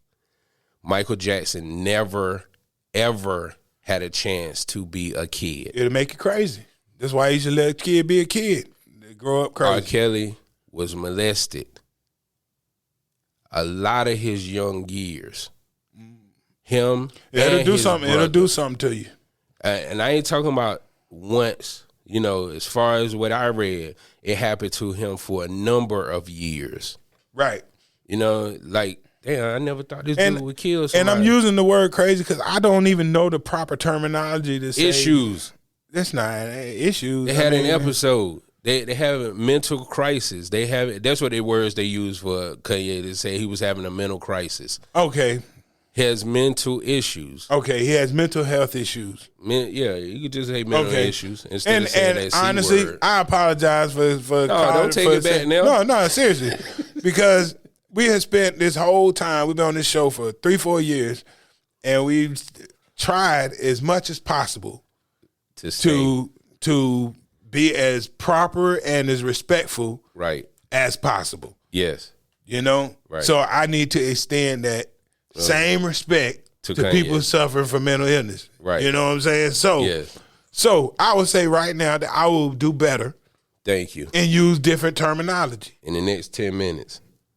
Yeah, we got however much time we got. I'm like I said, but you know, it's hard. I grew up on crazy. It's kind of like getting an old white man to start calling you nigger. He been using the word his whole life. You telling me he can't use it now?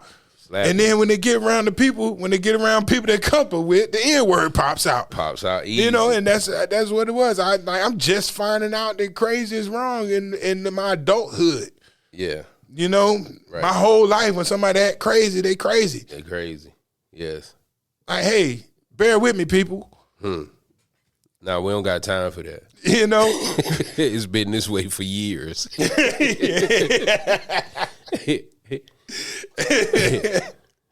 But back to the genius of Kanye. You know, and I give Kanye all the respect, and I say Kanye, if not the one or two of the most influential people that hip hop / rap has ever seen. I give him that. What? I give him that. Definitely. Oh, snap. Definitely one of the most influential. Okay, so if he's not number one, who's number one? Influential? Yes.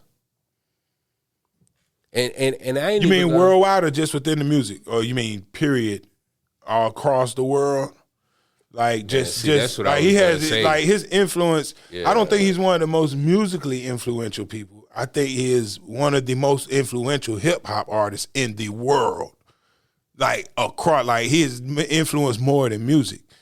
Yes. You know what I'm saying? Yes. But I think musically, you know, I could think of people who are more influential musically. Like I think Pharrell was influential musically. You know, it changed the sound. And Timberland changed the sound. See, that's why I give Kanye and credit Kanye had a period of time, but there are people who are just as influential as Kanye musically in changing the style and the way things went production wise.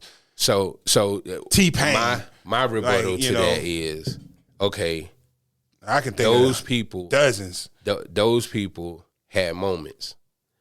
I think Kanye's contribution to the change is gonna be going forward. I think Kanye's influential, like his musical influence and changing anything musically is over.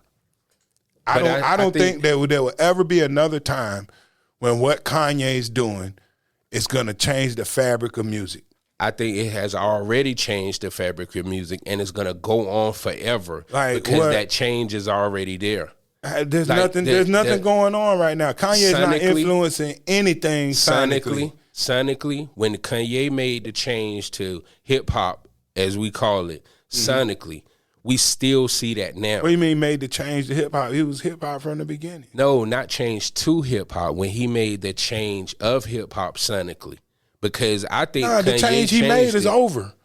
Like the only thing Kanye changed in hip hop was bringing them sped up samples into the game. Everything else was already done by somebody else. All those other sounds that he had were adopted. Like, for example, bringing the auto tune in. That's T-Pain's stick. You know what I'm saying? Fusing all of this stuff together is what I'm talking about. He fused all of it together. And what we're seeing now is a product of that because of how he fused everything together. So you trying to tell me that Lauryn Hill didn't do that already? No. Lauryn Hill. What did Kanye fuse together in his Production. most influential state? Production. I mean, what kind of production The was difference is a bit different between Kanye West and Lauryn Hill. Lauryn Hill was I the thought you were artist. talking about the singing and the, you No. you said, No. I don't know. Like, I don't think that Kanye's influence was any bigger than other big time producers who have had that time. You know? So I can't put him on a pedestal higher than, like, I'm not saying he's lower than these people, but I can't put him on a pedestal any higher than Marley Marl, Timbaland. Marley Marl. Yeah, all these people influence everything about hip hop and changed things from the way they were to the way they became for a period of time. Well, see, that's what I'm saying. I think Kanye's change is still happening. It's just the way I hear the music I think it's and stuff, over. the sounds and stuff that people use and stuff like that. Nobody was doing that before Kanye started doing that. So you telling me you act like you just forgot all about Timbaland? No, I didn't. And that's what I was going to say a minute ago. Timbaland's still using the same beat machine that he was using when he first came into the game. He might have upgraded the machine, but it's still the same talking about thing. Sounds and using different influences. Like, come on, like, like that's what I'm saying. Kanye ain't no different than other big time producers, but they're all special. I don't think Kanye stands at the top. I'm not discounting. I don't separate him from anybody else because his time of being truly influential comes along with them hit records that make everybody mimic what you're doing, and that's been over for so long. Like, it's over with. Yeah. Right now, Kanye is still a huge influence in society and in the culture, period, in American culture. He influences a lot. Mm-hmm. Like, and I think his shoes are more influential than his music has been more recently. Like, that's something that I saw. Like, it wasn't just his shoes. He brought flip flops back. Yeah, he did his damn thing. So that's a huge influence. But musically, I don't think Kanye's been a major force on the music scene in years. Right. I don't see it coming back. You know what I'm saying? Yeah, people want to work with him because he's still genius. He's still good. Yeah. But what I'm saying is, all I'm saying is who checking for. I just don't see nobody trying to see what Kanye's doing before they go the direction that they're going. You know what I'm saying? But who does that? Oh, people do it all the time. The only people that's doing that now is the people, like you just said a minute ago, where you said that people mimicking the style. If this person got $1 million for this single right here, everybody for the next four years are gonna try to replicate that track again to get them $1 million. And it's already happened for Kanye though. Like, it's not still going on. Like, whatever Kanye, the last thing he did that really made an impact musically, people not copying that no more. It's on to the next thing. Yeah. Yeah. I think for example, we talk about who's running the game right now. Women. Which one of them women doing anything that remind you of anything Kanye ever did? His influence ain't even showing up in there. They're producers. They're producers. It's a whole different game right now. I bet you if you ask those producers who influenced them, and that's something that you don't really see people talking to producers like that. Like, they sit down and talk to artists and stuff like that. Mm-hmm. The only producers they talk to are the producers that was popular 20 years ago and stuff like that. But like these new guys who bringing out this pain music and drill music and stuff like that, right? Like, you can't name. So when you hear that stuff, like, it don't reek of Kanye to me. It you know what I'm saying? Like, when I listen to, like, let's say the New York drill sound, I don't hear Kanye in that. Well, I think Kanye. Now, granted, not to take nothing away from Chief Keef, but I think Kanye was the vessel that pushed Chicago drill music to the rest of the country. And just because he got on the remix of I Don't Like. Yeah, and that's the reason you got New York. He helped sell the sound, but that's another thing. He didn't have nothing to do with that beat. He didn't make that beat. No, he didn't make that beat. You see what I'm saying? Yeah, so whereas But that's why I said he was the vessel to help drive that ship of that Chicago drill out there. And now you got Chicago. Chief Keef might not be where he is. Because, without that song and that feature, I don't think Chief Keef is who he is. Hell no. Chief Keef's still eating. Yeah. From that. From that. Absolutely. Right. Because Ye jumped on it and rapped on it. Right. True that. Timberland can't jump on nobody joint and make them go like that. What? Just rapping. We ain't talking about production now. Remember, Kanye didn't produce that beat. Timberland rapped on almost everybody. He had something to say on almost everybody joint. Baby girl. Who want a feature from Timberland right now? I mean, who want a feature from Kanye right now? Everybody. I guarantee you. How come? Where are they? He don't do them. Well, so how you know they asking for it? He ain't Drake. How you know they asking for features? I'm just talking about through the course of conversations that I had with some of these young boys. Who you talk to? I was surprised. Who you talk to that's asking for Kanye? Man, they would be happy to get a Kanye verse. But I will say this, though. Timberland is by no means the rapper that Kanye is. So you're not going to ask for a feature from Timberland. But what happens is when Timberland lend his voice to anything he produced, it helped push it over the top in the same way. I could think of dozens of songs just right now. Timberland always had, baby girl, yeah. Like he is part of the beat almost. In the past 10 years. Nah, but Kanye ain't done that in the past 10 years either. So you say that Life of Pablo album went, boy. That Life of Pablo album went. It on the radio. Hey, that went nowhere. Nah, that joint went. It went double platinum. Yeah. I mean. That was a Kanye album. With one, maybe two features on it. That was a Kanye album. Yeah, that was the one that had the Future song where they sampled the gospel joint and he talking all that. Uh-huh. Yeah. Yeah. That joint went. That album, I mean, that was the last. Because I think culturally, that was the last significant release. That was it. That was the last time anybody was like. What has he dropped since then? Exactly. That's what. But he don't need to. But he just dropped. You know why you don't remember? He just dropped. You know why you don't remember? Why? Because it won't good. He ain't dropped nothing. You just said nothing. No, I'm saying he ain't dropped nothing of any significance. I can't remember. I remember him doing a bunch of production for like he has dropped albums. He has dropped albums since then. That Pusha T album. What else? No, I'm gonna tell you there have been He dropped an album called Ye in 2018. Oh yeah, I forgot about Ye. Mm-hmm. Ye was a dope album. You know why you forgot about it? Nah, because he had so much. It's been so long. Donda came out in 2021. Right, I remember Donda. Right, so because he rented out the stadium. Jesus to make is King Donda. Came out in 2019. Donda 2 came out in 2022. Jesus is King is the gospel album. Right, but all I'm saying is since the Life of Pablo in 2016, 8 years ago. And that album, like, hey, man, I mean, sometimes stuff can sell just, like you said, just because I think a lot of times because it's him. Because it's him and it's but then people will start to realize, like, yo, man, you can get me to keep coming out here buying this stuff and you ain't giving me nothing to listen to. Like, I just think you ain't listen to them albums. That's why you saying that. Well, maybe I need to go back. Yeah, listen to them albums, man. But actually, I will say this. The Jesus is King album was pretty dope. I know. You know what I'm saying? Yeah, I know. I ain't gonna, I ain't gonna front on that. Oh man, that My Beautiful Dark Twisted Fantasy. Yeah. That was a dope album.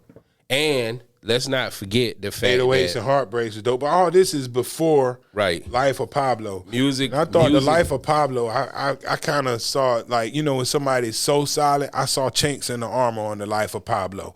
When I listened to that album, I felt like I was listening to somebody who was losing their mind. Okay. Like just as somebody who's a fan of Kanye. Right. I'm listening to this album. It just felt like it was not. I'm used to him making cohesive material.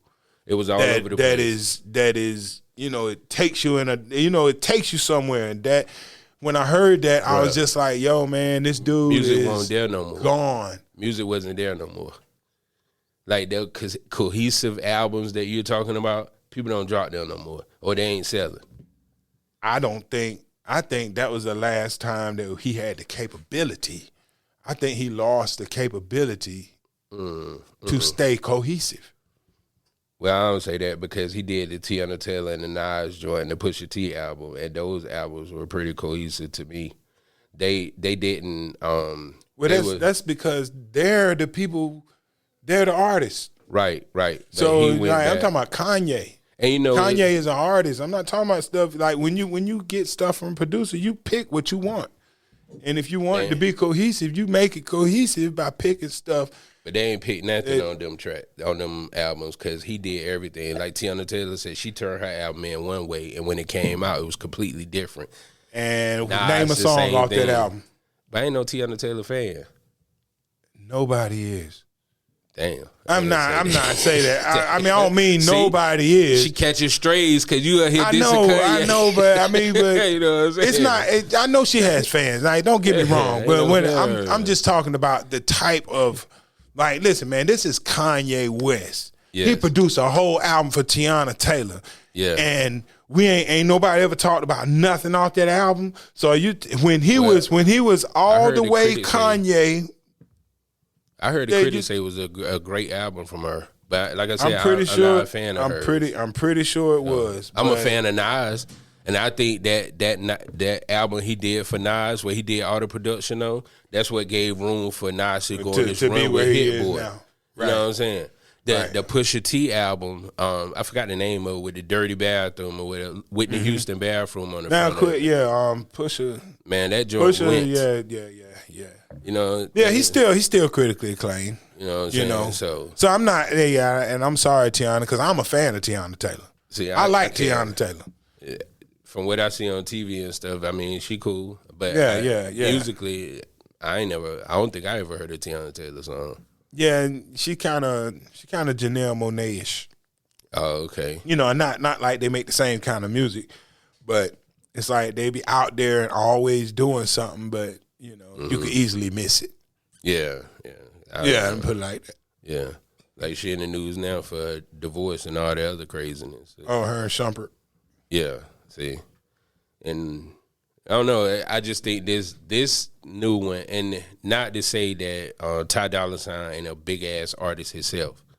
So this came at a good time for them to do a double, a joint collaboration together album. Yeah.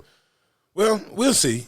Like, you know, I can't wait to see. Like we'll see, because like I said, I'm not ever gonna disparage this man's talent. Like, he is crazy talented, and like I said, if you've been great before, you can be great again.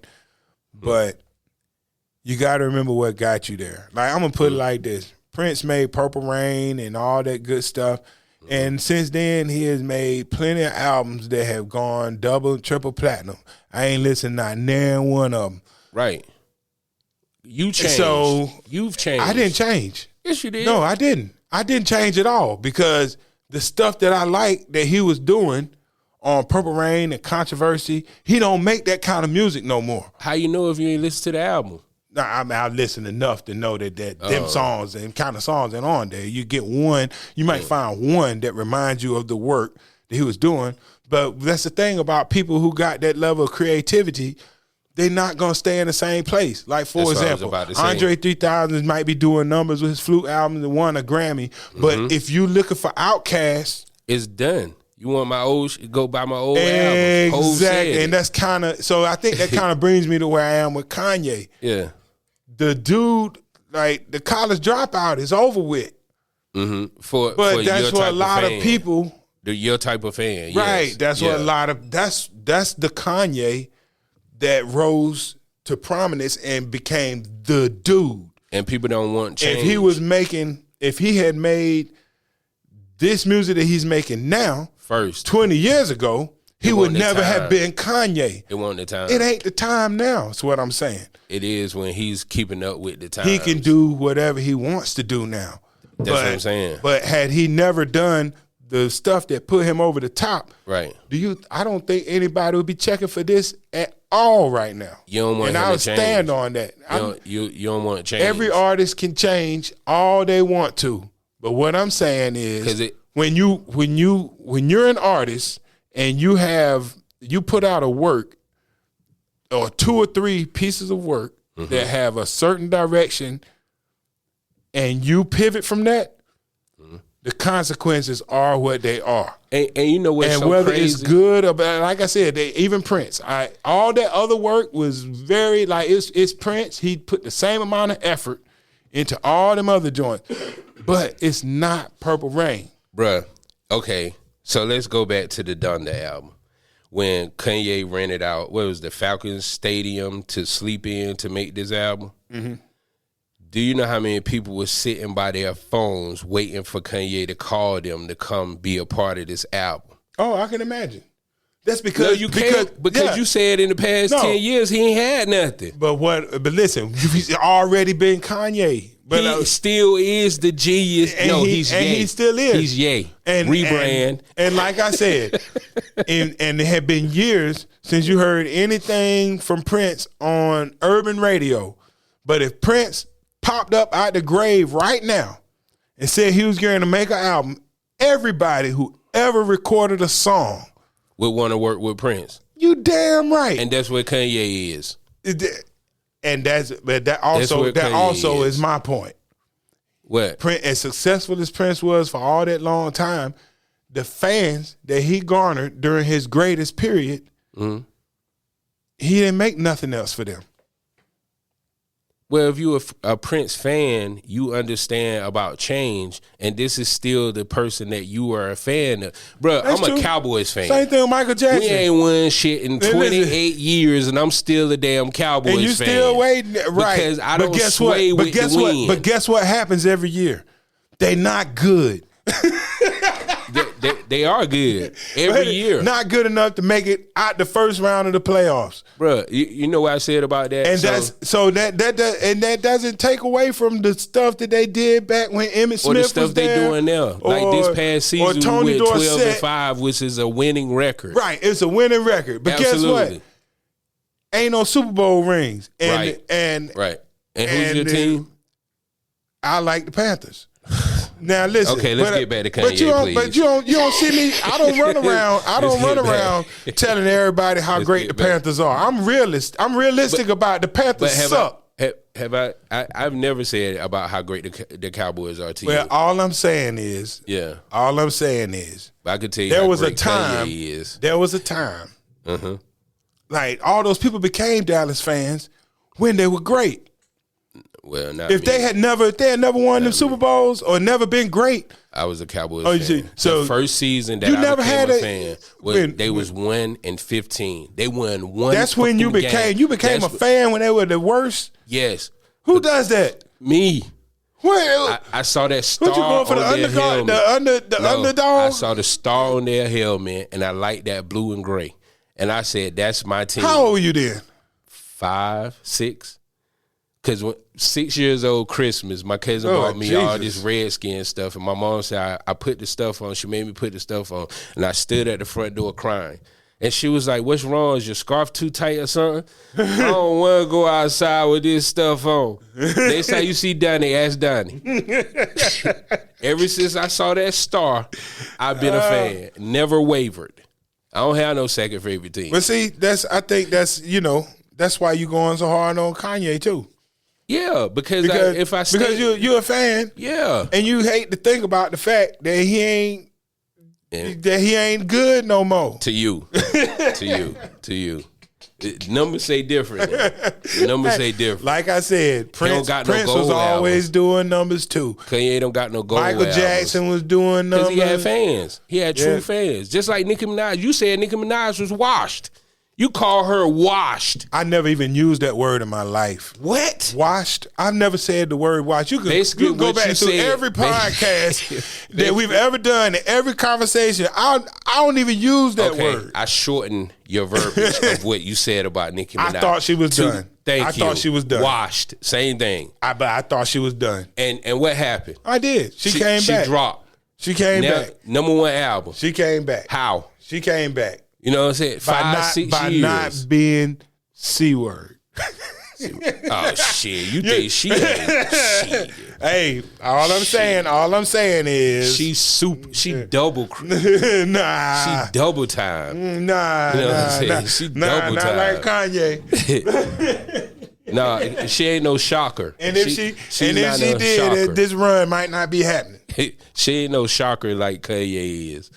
Okay, that's what made that moment is what is a this moment, present day, is a product of him standing on that stage and saying that about George Bush, and he see how his career changed after he made that statement. So now everything I do has to have the same shock value. Everything I do. I don't think he's... Whether it's true or not. I don't think Kanye thought about all this ahead of time to do it for shock value. He talked about it. I just think this a man in the moment. He talked about it in his music. He knew he talked about this early days, how this thing was going to play out. Even down to his wife and his kids. I don't believe it. It's crazy. I don't believe it. Okay.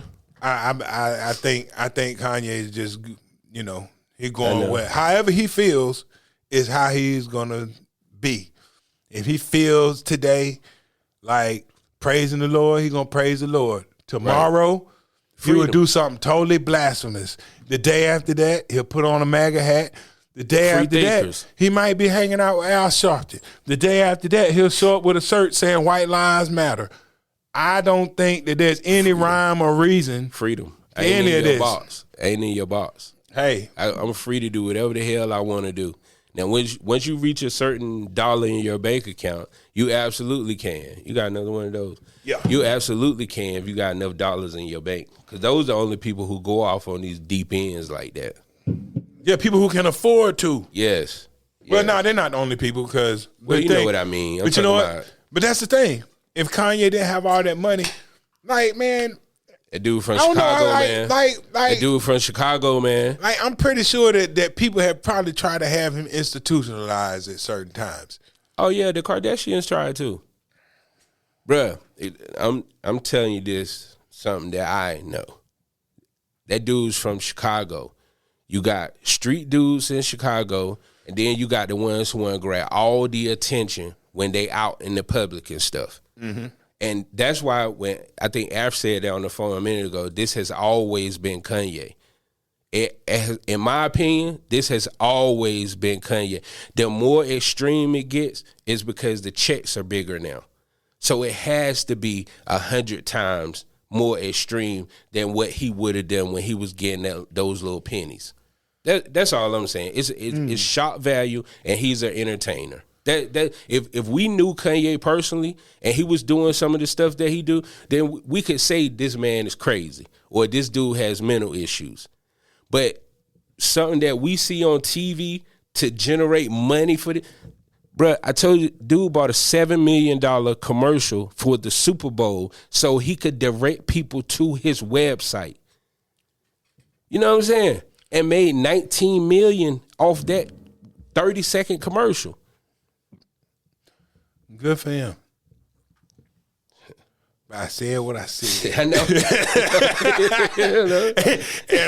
and I'm going to stand on it. He said while he watches the dishes, watch him. As soon as he get on, he going to leave your ass for a white girl. I can honestly, like, you know, a lot of times we'll talk for a little while, and I change my stance. So there's nothing, you ain't gonna change there's on nothing Kanye. You're gonna there's nothing and you ain't gonna change say. on Donald Trump. I think that's what did it for you. Say. Because of the MAGA. You know what? I don't even think that's not the thing that you know what? That's not the thing that I saw that said I think that he is mentally challenged. You know what I'm saying? Or going through and having mental issues. It wasn't like, you know, that is something that made me wonder why would he do that. But I mean, there are a lot of black people who ride with Donald Trump. Like that's not that far out. He got 10% of the black vote. Like, you know, so that means every time I'm in a room with 10 people, one of them, like I see plenty of that. And they say like 35% of black males voted for Trump. Right. That's not it ain't 35%. Like 35% is supposed to vote for Trump. Nah, that's propaganda. The ones who really voted. Nah, I can't. I know somebody right now that tell you they voted and then go vote. But that's what I'm saying. I don't think all black people who vote for Donald Trump are crazy. I'm not using that as my, because like I said, it's too many too many people who we described this earlier as you going way out there. Like I said, Michael Jackson is a different level of what we talking about than what R. Kelly was, because it's plenty of people do what R. Kelly did.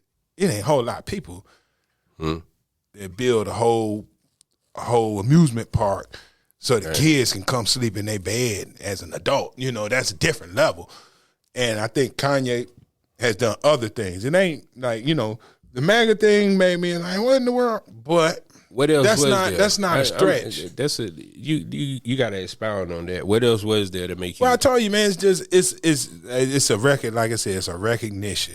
Right. It's a recognition. It's a general recognition. Like I've seen it a lot. I've dealt with a lot of MCs, a lot of talented MCs. I've seen a lot of talented MCs go off the deep end. You know what I'm saying? I even had a dude up in Greensboro one time, he used to come rap, left his rap book over at the house.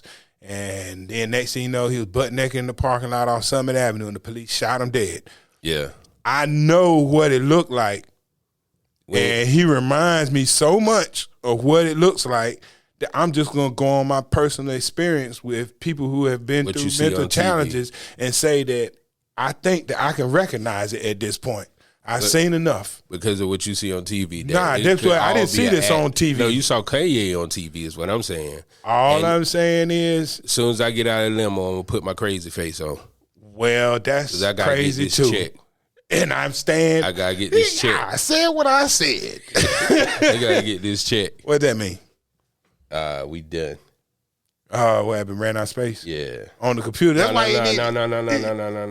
No. Oh, we still just getting close. Yeah. Okay. Yeah, so we're gonna have to wrap this thing. We gotta wrap it up anyway, because we done spent an hour talking about Kanye too. I know. You know what? We might be able to turn this into maybe a part 2, or I don't know. Anybody want to sit and listen to this long? Then then hey, I'm glad you decided to stay for the show. You know what I mean? And yeah, well, I guess we're going to wrap this thing up. Yeah, there's no swaying, man. I'm absolutely convinced. And maybe that's how good of an actor he is, because he has convinced me that he is off his rockers. Because of his look. What else? Give me 100%. Give me one more thing. Man, I just know it when I see it. Just give me one more. I know it when I see it. Just give me one more thing. I know it when I see it. I mean, but I've seen enough on TV. That's my whole point about it. You know what I'm saying? Like I say, I question most things that I see on TV and the internet just because I know the extent people will go to keep their attention. All right, how about this? I was a fan of Kanye too, and I listened to this man. Mm-hmm. Like I said, as a person who has dealt with people struggling. Mm-hmm. And I watch them write music. Mm-hmm. I hear it in the music, and it's something that I recognize. You know, like I said, just the loss of direction and just the random thought process in the lyrics. Sometimes, it's like it just reminds me of what I've seen in the studio out of other people who have broken. And that's, I think, more than and it started on the Life of Pablo album. But as I was listening, I said, this is starting to remind me of people that I've worked with and who have had. I'm glad you said that about Andre 3000, because that's going to bring up my rebuttal. Not even really a rebuttal, but it's going to add to what I was going to say when you said you hear it in the music. So Andre 3000 said that he wasn't going to do another rap album because he felt like it wasn't a place for him anymore. Now, Andre 3000 and Kanye West, strictly on the artist level, probably were neck and neck at some point. Dre's peak was Kanye's peak at one time. Might not have been at the same time, but at one point in time, their peak was. Yeah, I think they were. Yeah, they were at their hottest. Just think about it. You have strong people and you have weak people. the weak people at that moment to produce another great or genius album, they're going to waver, and it's going to give them anxiety and all this other shit. And then you got a strong person like a Jay-Z that will drop another album just as good as, if not better than the last album, and we never see him break a sweat. Right. You know what I mean? So that's what I'll say to that part about hearing it in the music. And you know, I think Andre he's admitted to some mental health struggles. Oh right? man, listen to that Rick Rubin interview he did. So yeah, and you know, I would argue that when you listen to The Love Below, you know, what you hear a man who is going like, and I'm not saying going through some things that's going to break him, creatively, but he is. You could tell he was going through something. Absolutely. All over the place. Absolutely. And like I said, I've seen that. I've seen it a lot. Mm-hmm. You know, I've seen it a lot. That's all I can say is I just seen it a lot. With Andre 3000, and I ain't gonna say nothing else after this. His transition over the past some odd years reminds me of someone struggling with something within themselves that they don't want to let out to the world. Who, Kanye or Andre? Andre. You know, and I ain't gonna get into the crazy thing about Andre is that we're begging for him to let it out into the world because we enjoyed it. I enjoyed Andre's moments more than Kanye's, but like that. You know? Hell no. But I not saying I didn't see a similar moments. You know. But I get what you're saying. Yeah, when Andre was going off on his tangent and being a little bit different than the Andre we knew, I enjoyed it. You know. Yeah. And I don't know, most people hold Andre higher than what I hold him because, like, God MC, God to rap, I just don't see it for Andre 3000. Yeah, Andre is, you know. He don't have the bodies of work to show it to me. Yeah, well, sometimes somebody, like, for example, Cannabis, they have a great big body of work, but if you ever listen to rap, man, and you know what good rapper is, you know this dude's one of the best rappers ever. Cannabis like, or and most 3000? Cannabis. Oh, and he doesn't have a great big body of work. No. But it doesn't take a great big body of work sometimes when you're that good. But I didn't hear that from Andre 3000. Like, yeah, Andre 3000 God MC was special. For real? Yes. Where? Yes, he's special. I don't know. I just didn't see He's special. Like, it's just something about, like, you know, when you listen to a million rap songs, something about, you could tell when a genius is putting words together. It's different than when a regular person is putting words together. And it's the different stuff when they you make gotta, happen, and it doesn't. You don't need a great big body of work to recognize it. Well, the only thing I'll say is that The Love Below is, quote unquote, his only solo album. Everything else, Big Boy lined you up to hear Andre. Well, it wasn't. Well, but that's the thing, though. Yeah, like Outkast didn't happen, and that Andre wasn't 50% of that. That's what I'm saying. But you know? how can we hold him as a god in rap if he doesn't have anything to show you? Outkast made albums we talking for about 10 years straight. We're not talking about Andre 3000 is a part of that. But they don't hold Big Boy in the same regards that they hold Andre. That tells you something. That means that when Andre is rapping, most people feel like his words are of a higher quality than Big Boy's. That's why Andre is held up here, and people don't put Big Boy in the same category. Because as a wordsmith, you know that what Big Boy is saying, you've heard before. But when Andre is saying, hasn't been put that way. And it's different. You know, it's kind of like with Run DMC. Like, nobody ever held Run and DMC in the same regard. It was Run DMC. And they were a group. Right. But there was clearly a leader in this. You know what I'm saying? And some people prefer Big Boy, but the people who say, some people do prefer Big Boy. Yeah. But Cause how many of them are gonna how many of these people out here are really gonna say that?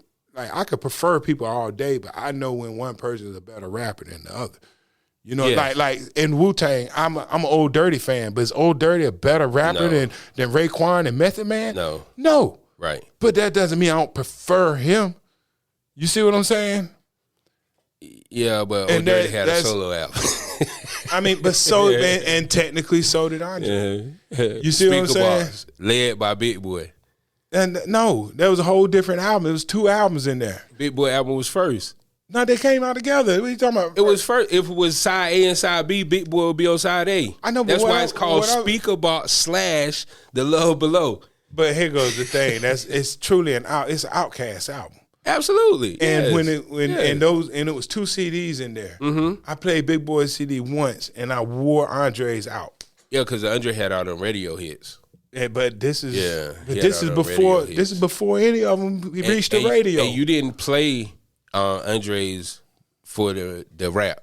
You play Andre's because of the radio hits, the singing and all that. No, I don't play anything. By the time stuff is on the radio, I done heard it and got tired of it. No, you see what I'm saying? No. When I say the radio hits, you knew a hit just like you. I know a hit when I that's when what I I'm hear saying. And when I heard that album, I knew it had some hits on it. Right.